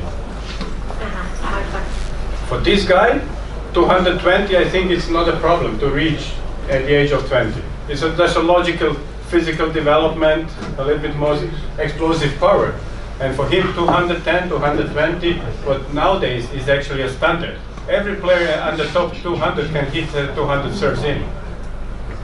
how they use it tactically, that's now the different thing. But this opportunity to have a fast serve in the male tennis already now is a must. Personally, I believe that by the female, because the female game is following somehow the male development. So if I would have a good female player, I would look for the taller one, and I would really work on the, especially efficiency of the serving. Of course, speed plus control, placement, as well as the second shot. So that's one thing that I can give you in addition, together with other key elements. At least something to think about. Thank you one more time for this part.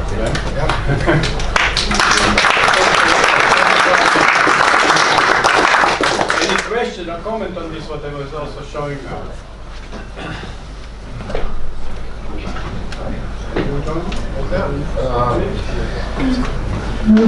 I would like to ask... Because Harry wanted me to say a few things about the other things, and I said, okay, ask me the question. I would like to ask that now when we are talking about under 14 young players, and we were watching videos from the top tournament and top ranked players.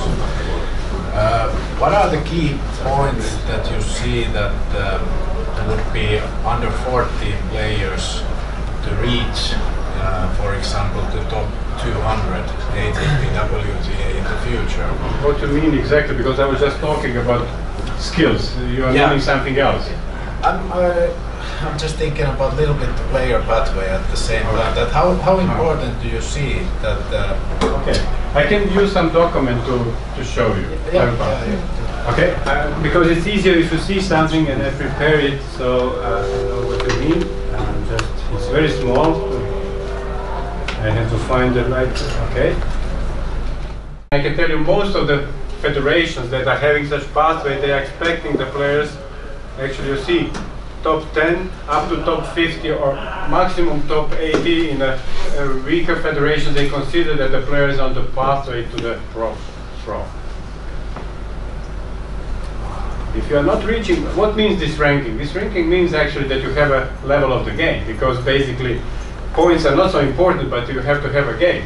If you don't develop your games, then how you will be better later? And usually, if I would ask any of you, okay, if you have to invest your money, or I give you my money to invest, and you don't look at the players, would you prefer to take the number 1 to 10 in your program, or number 90 to 100 without looking at them? I think everybody will say, oh, give me top 10. So yeah, it's not guaranteed, but most probably these guys have a better game, better potential. So ranking is also reflecting the quality of the player's game, because nowadays almost all good players are playing it.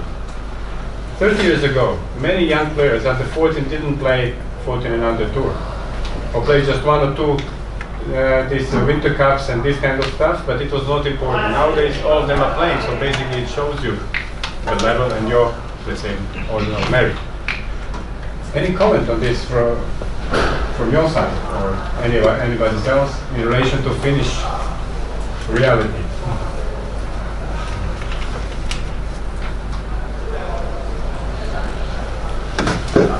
I would like to hear, because the ranking limits are quite tough there, and your honest opinion about the amount of training and quality and amount of matches before that we would have a chance. I will share with you some work that is done. I did some own, but I like to share with you some other also, just to see. Okay, I have one document from French Federation, and they are very tough, because they are a big federation with actually quite a high expectation. So take a look at this, what is here, for yourself, that I don't read.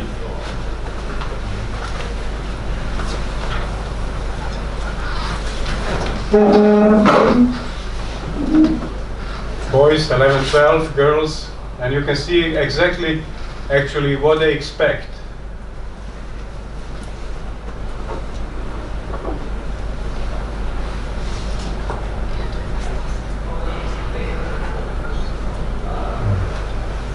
I guess we were talking about the amount of training. I will come to this. Okay. Because always it's your amount of training related to your goals.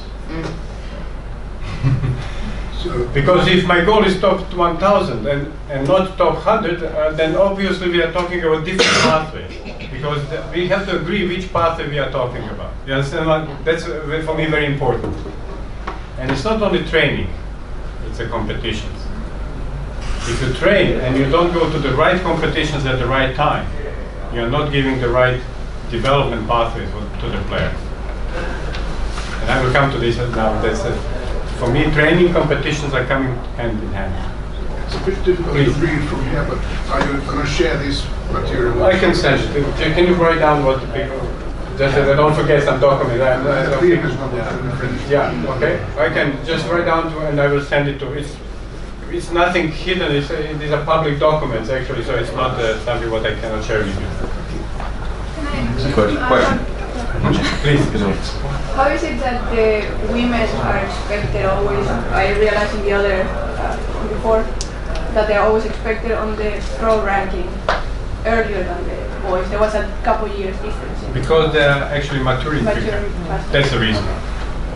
Maturing quicker. Of course, that's always a tough then for the ones that are a bit also not developing so fast, so quick.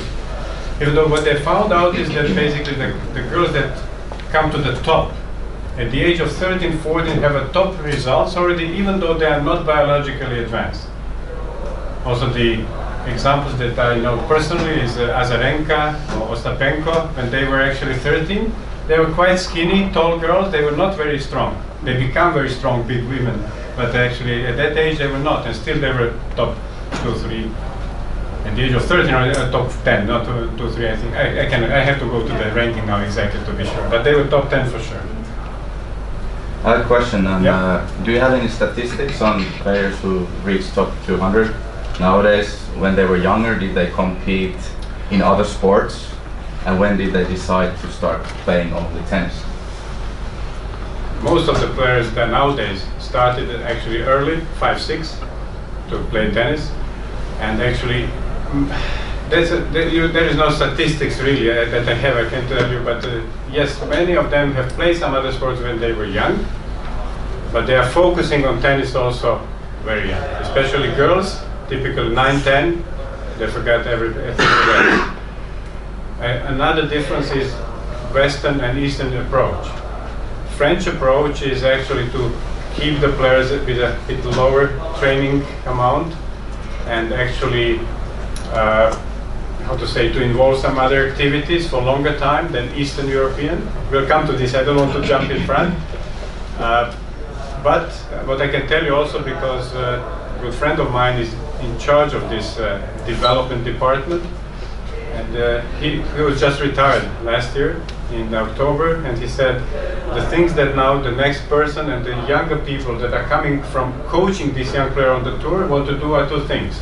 Play more international tournaments, make more practice earlier. Because they say we cannot keep up with the Eastern Europeans.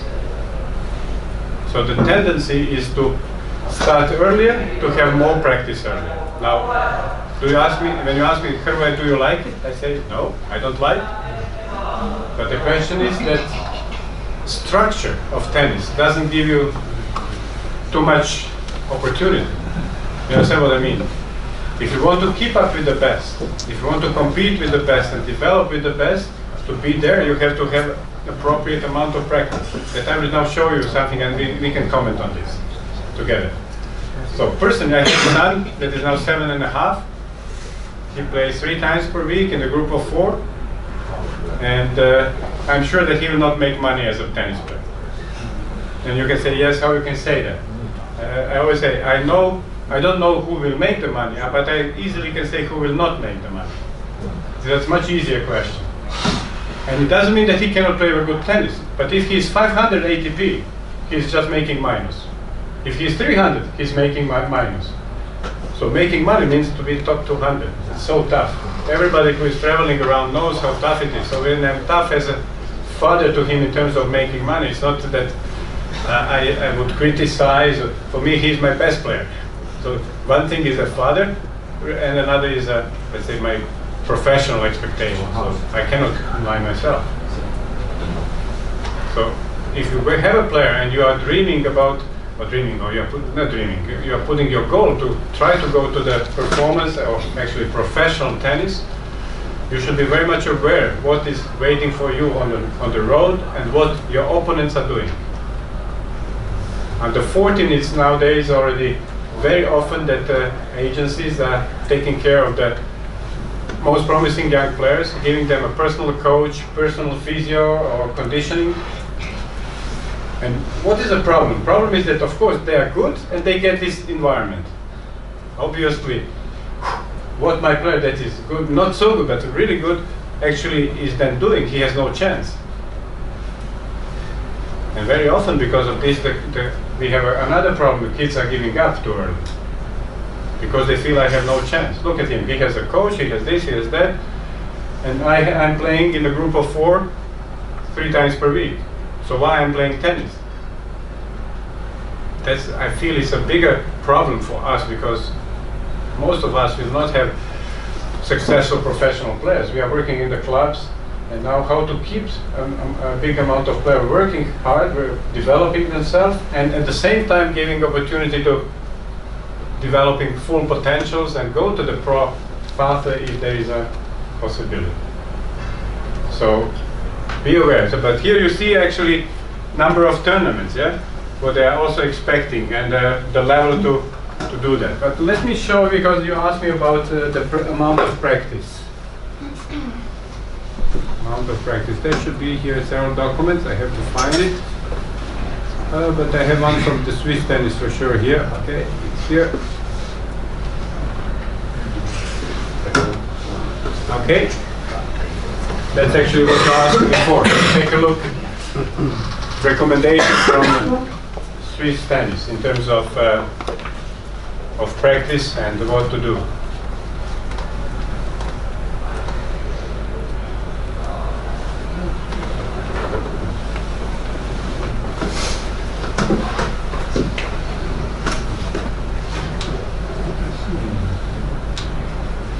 That means everyday lesson, of course. There is no every day, 6 days per week they play tennis.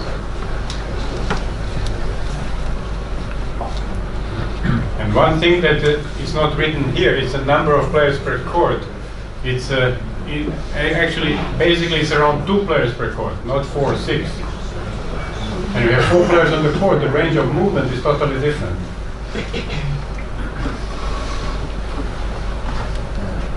You mean every day, 6 days a week, or? They're playing up to 6 days a week. And this is a Swiss tennis. In Eastern Europe, very often from the age of 11, 12, you will have, especially girls, that are practicing even twice per day. They practice for 1 hour before the school, then play another 2 hours after the school. Now, if you ask me, Hrvoje, do you think it's healthy? No, I don't think it's healthy. Because of that, you have more injuries, you have more burnouts.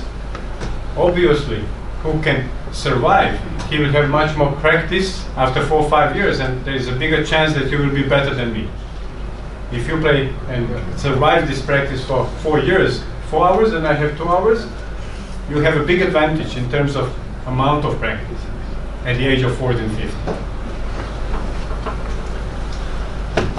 But what are you then recommending us to do as parents?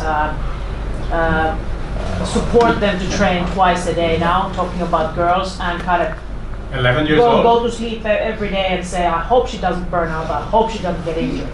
Or do I just say, okay, she practices what she practices and just give up on the, it's a big bet you're asking us to do. Not me. No, you, but the system.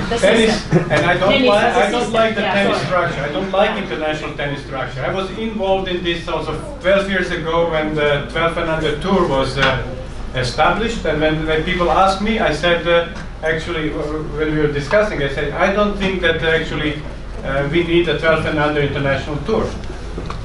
Why? Because exactly about this, because that will make all the people be crazy traveling, that will increase the expenses of developing young players even earlier. Reasoning why Tennis Europe also did it, and that's a modern world. So it's not that the people inside that also were, let's call pushing for it, are stupid, they are not. because they said if we will not do it, somebody else will do it privately.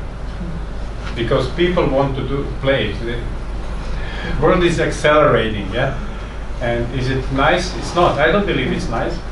I see also my son now. He's playing 3 times per week tennis. He goes twice to judo and once to gymnastics. You can tell me, oh, you are also crazy parent.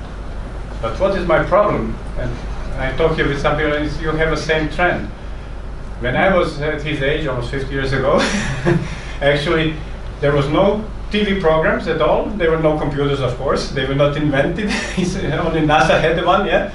And actually, what we did, we were all outside, jumping, playing, being physical active, whole day after the school. My son now, even though we are living in Zagreb, that is a bigger town, but in a suburb, so we have some kind of nature around. Nobody's outside. If you go out, nobody's there. So he's at home, and if he's at home, he asks me to look at the cartoons. You understand what I mean? I couldn't ask for the cartoons. There was nothing in the TV.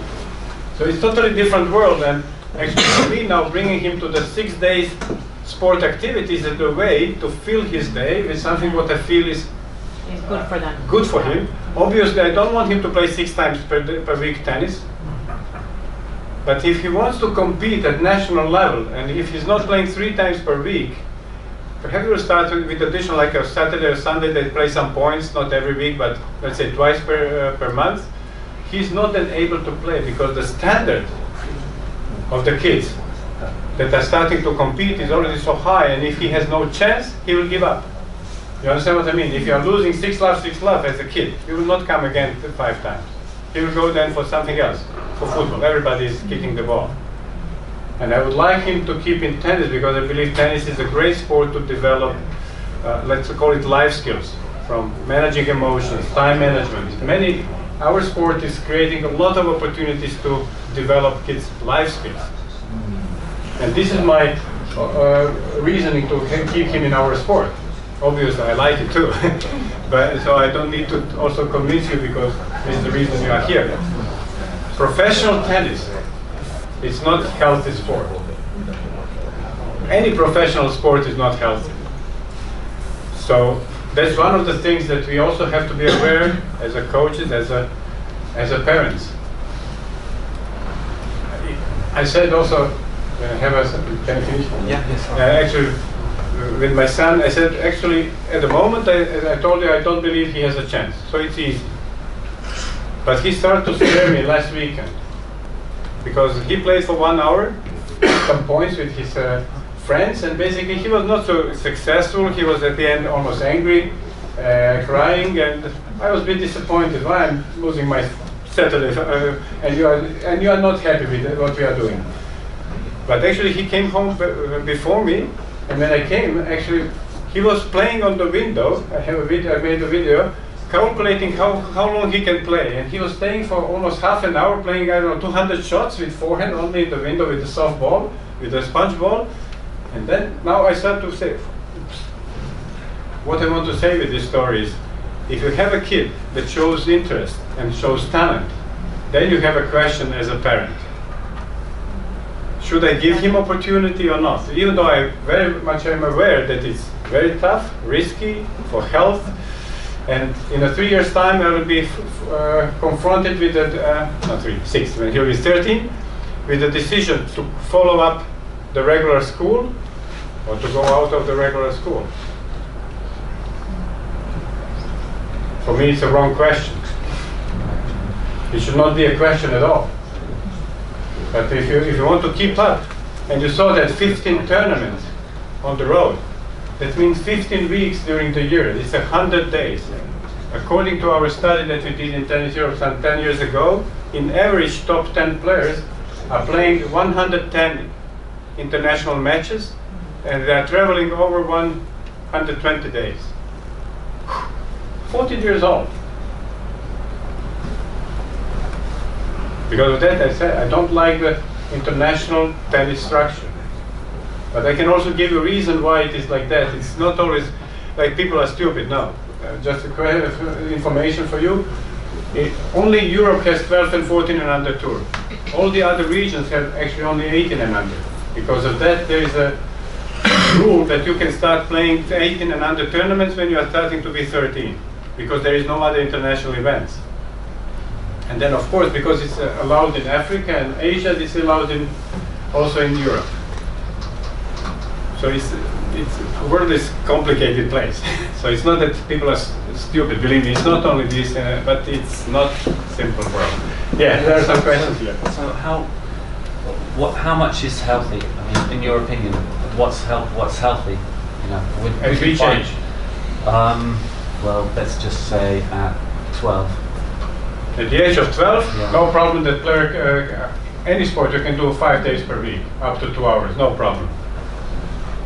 Okay. Ice hockey, tennis, or any other sport, I would say at the age of 12. Of course, it always depends individually. There are people that can do much more and have no problems than the others. So it's also individual, but like a general recommendation, 2 hours per day to do a sport at the age of 12, it's very healthy.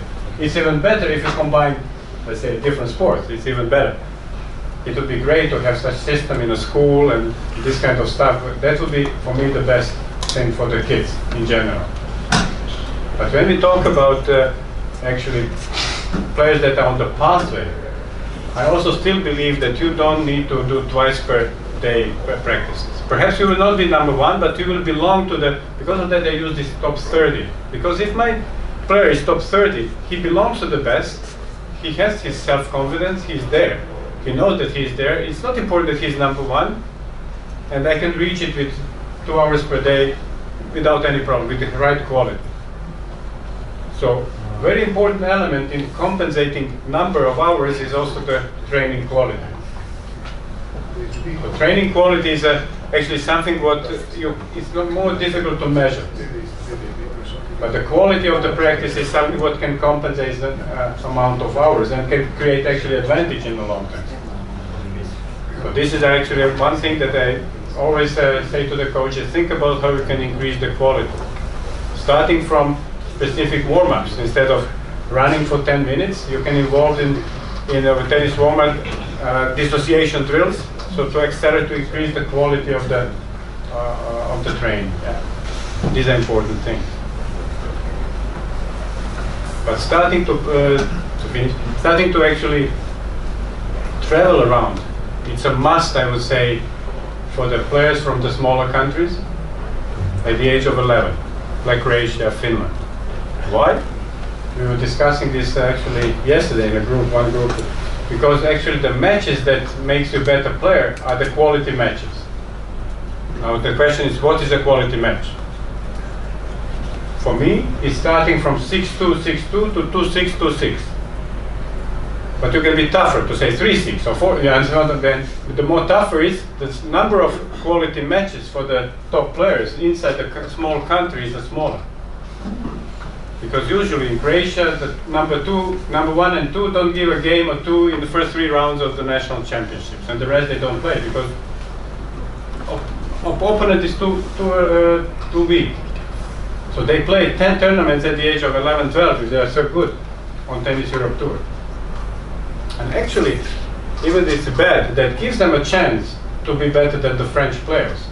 Why? Because French players are living in totally different environments. I don't know if you know the number. When I hear it first time, I was astonished because the guy said, according to their statistics, they have 34,000 competitive players under 14, between 8 and 14. 34,000 players. Obviously, the density of the quality we cannot compare with our country. They have 6 international 12 and under tournaments in France, with the 2 strongest ones actually in France. So basically everybody who is good, and I'm good, they will come to me. I don't need to travel. They have 8 14 and under with 3 first category tournaments in France. So why to travel so much? Obviously, from Croatia or Finland, if you want to play the first category, you have to travel always, because there is nothing in our country. The closest here is in Sweden, I think, yeah? You have one first category in Sweden. For Croatian, the first category, I think one is for girls in Czech Republic, and another some in Italy, I think, and then German. But in Croatia, nothing. So we have to accept, yeah, the world is not a nice place with equal opportunities. like a fighting place. So, as I said, I don't think everything is perfect, but it's good to know what, and then to see what is your pathway, what is pathway for your player, what you want him to try. I think it's a good experience for the kids to travel. It's good to create all these opportunities to develop the life skills, and tennis is a great sport. I forgot it. Yes, can I ask you a question? Yeah. Let's say that tomorrow your son lets you know that he wants to be a top 10 player in the world, he wants to play for Croatia in the Davis Cup, and he really has decided that this is what he's going to do with his life. And then you also decided, yeah, I'm going to make it possible for him. What would you change in what he's doing? Now, when he's 7.5? Yes, at this moment. At this moment, I will not change anything. The only thing that what I already be thinking to add, let's say, one more, actually, this competitive training, because I believe you have to start playing points early, because playing is totally different from practicing. So, and nothing else. Why? Because with this, what he's doing with 6 hours activities, and even in the winter now, he started to also go for skating. It was a good test for me, actually. I was observing, because that was 3 weeks ago, when we first time on Saturday morning from 9 to 10 played these points, with his friends, and then he had 1 hour like skating in the skating school, that's at the same premises, so that's not too much to travel, but he is 2-3 hours later. And then actually the only activity that we set up for this winter Saturday was gymnastics in the afternoon. And he wanted to try all 3, to go to all 3. But he did it only once. After that, he always pick up 1 or 2, but not because he realized it's too much. So why I'm saying that? Because he also showed me what is possible for him. Because if it's not fun, at the end he will burn out. Now, and I strongly believe if he is the right talent, like Djokovic, then he would already be much better with the same amount of practice. But I'm sorry to say that I know that he's not, but it doesn't mean that he's bad.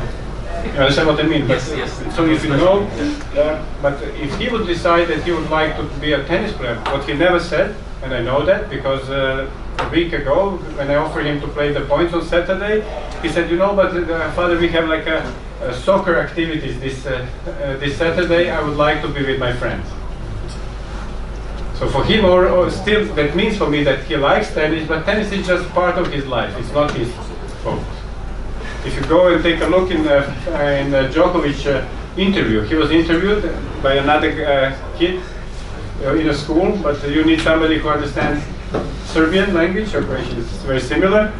Actually, he was asked by his friend, so what is tennis for you? And he was saying almost like tennis is my job, but in the kids' language. It's not something, it's not fun, it's my job.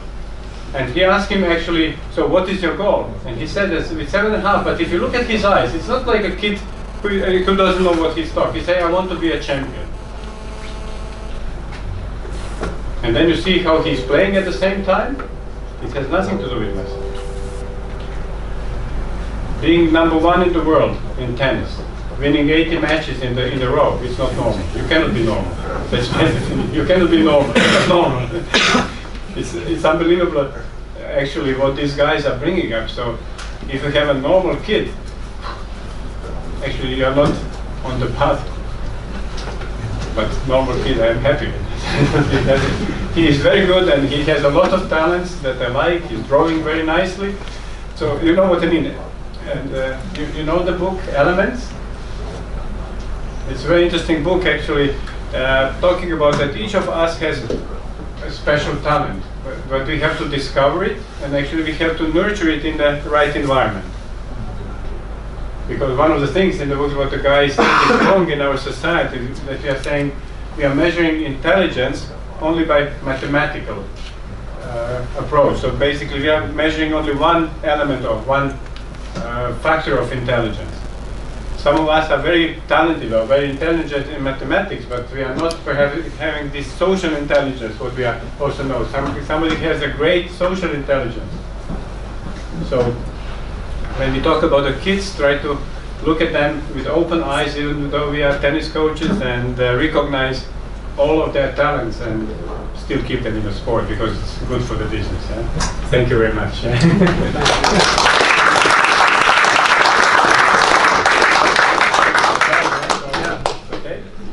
Hei, kiitos kaikille ja mä tosiaan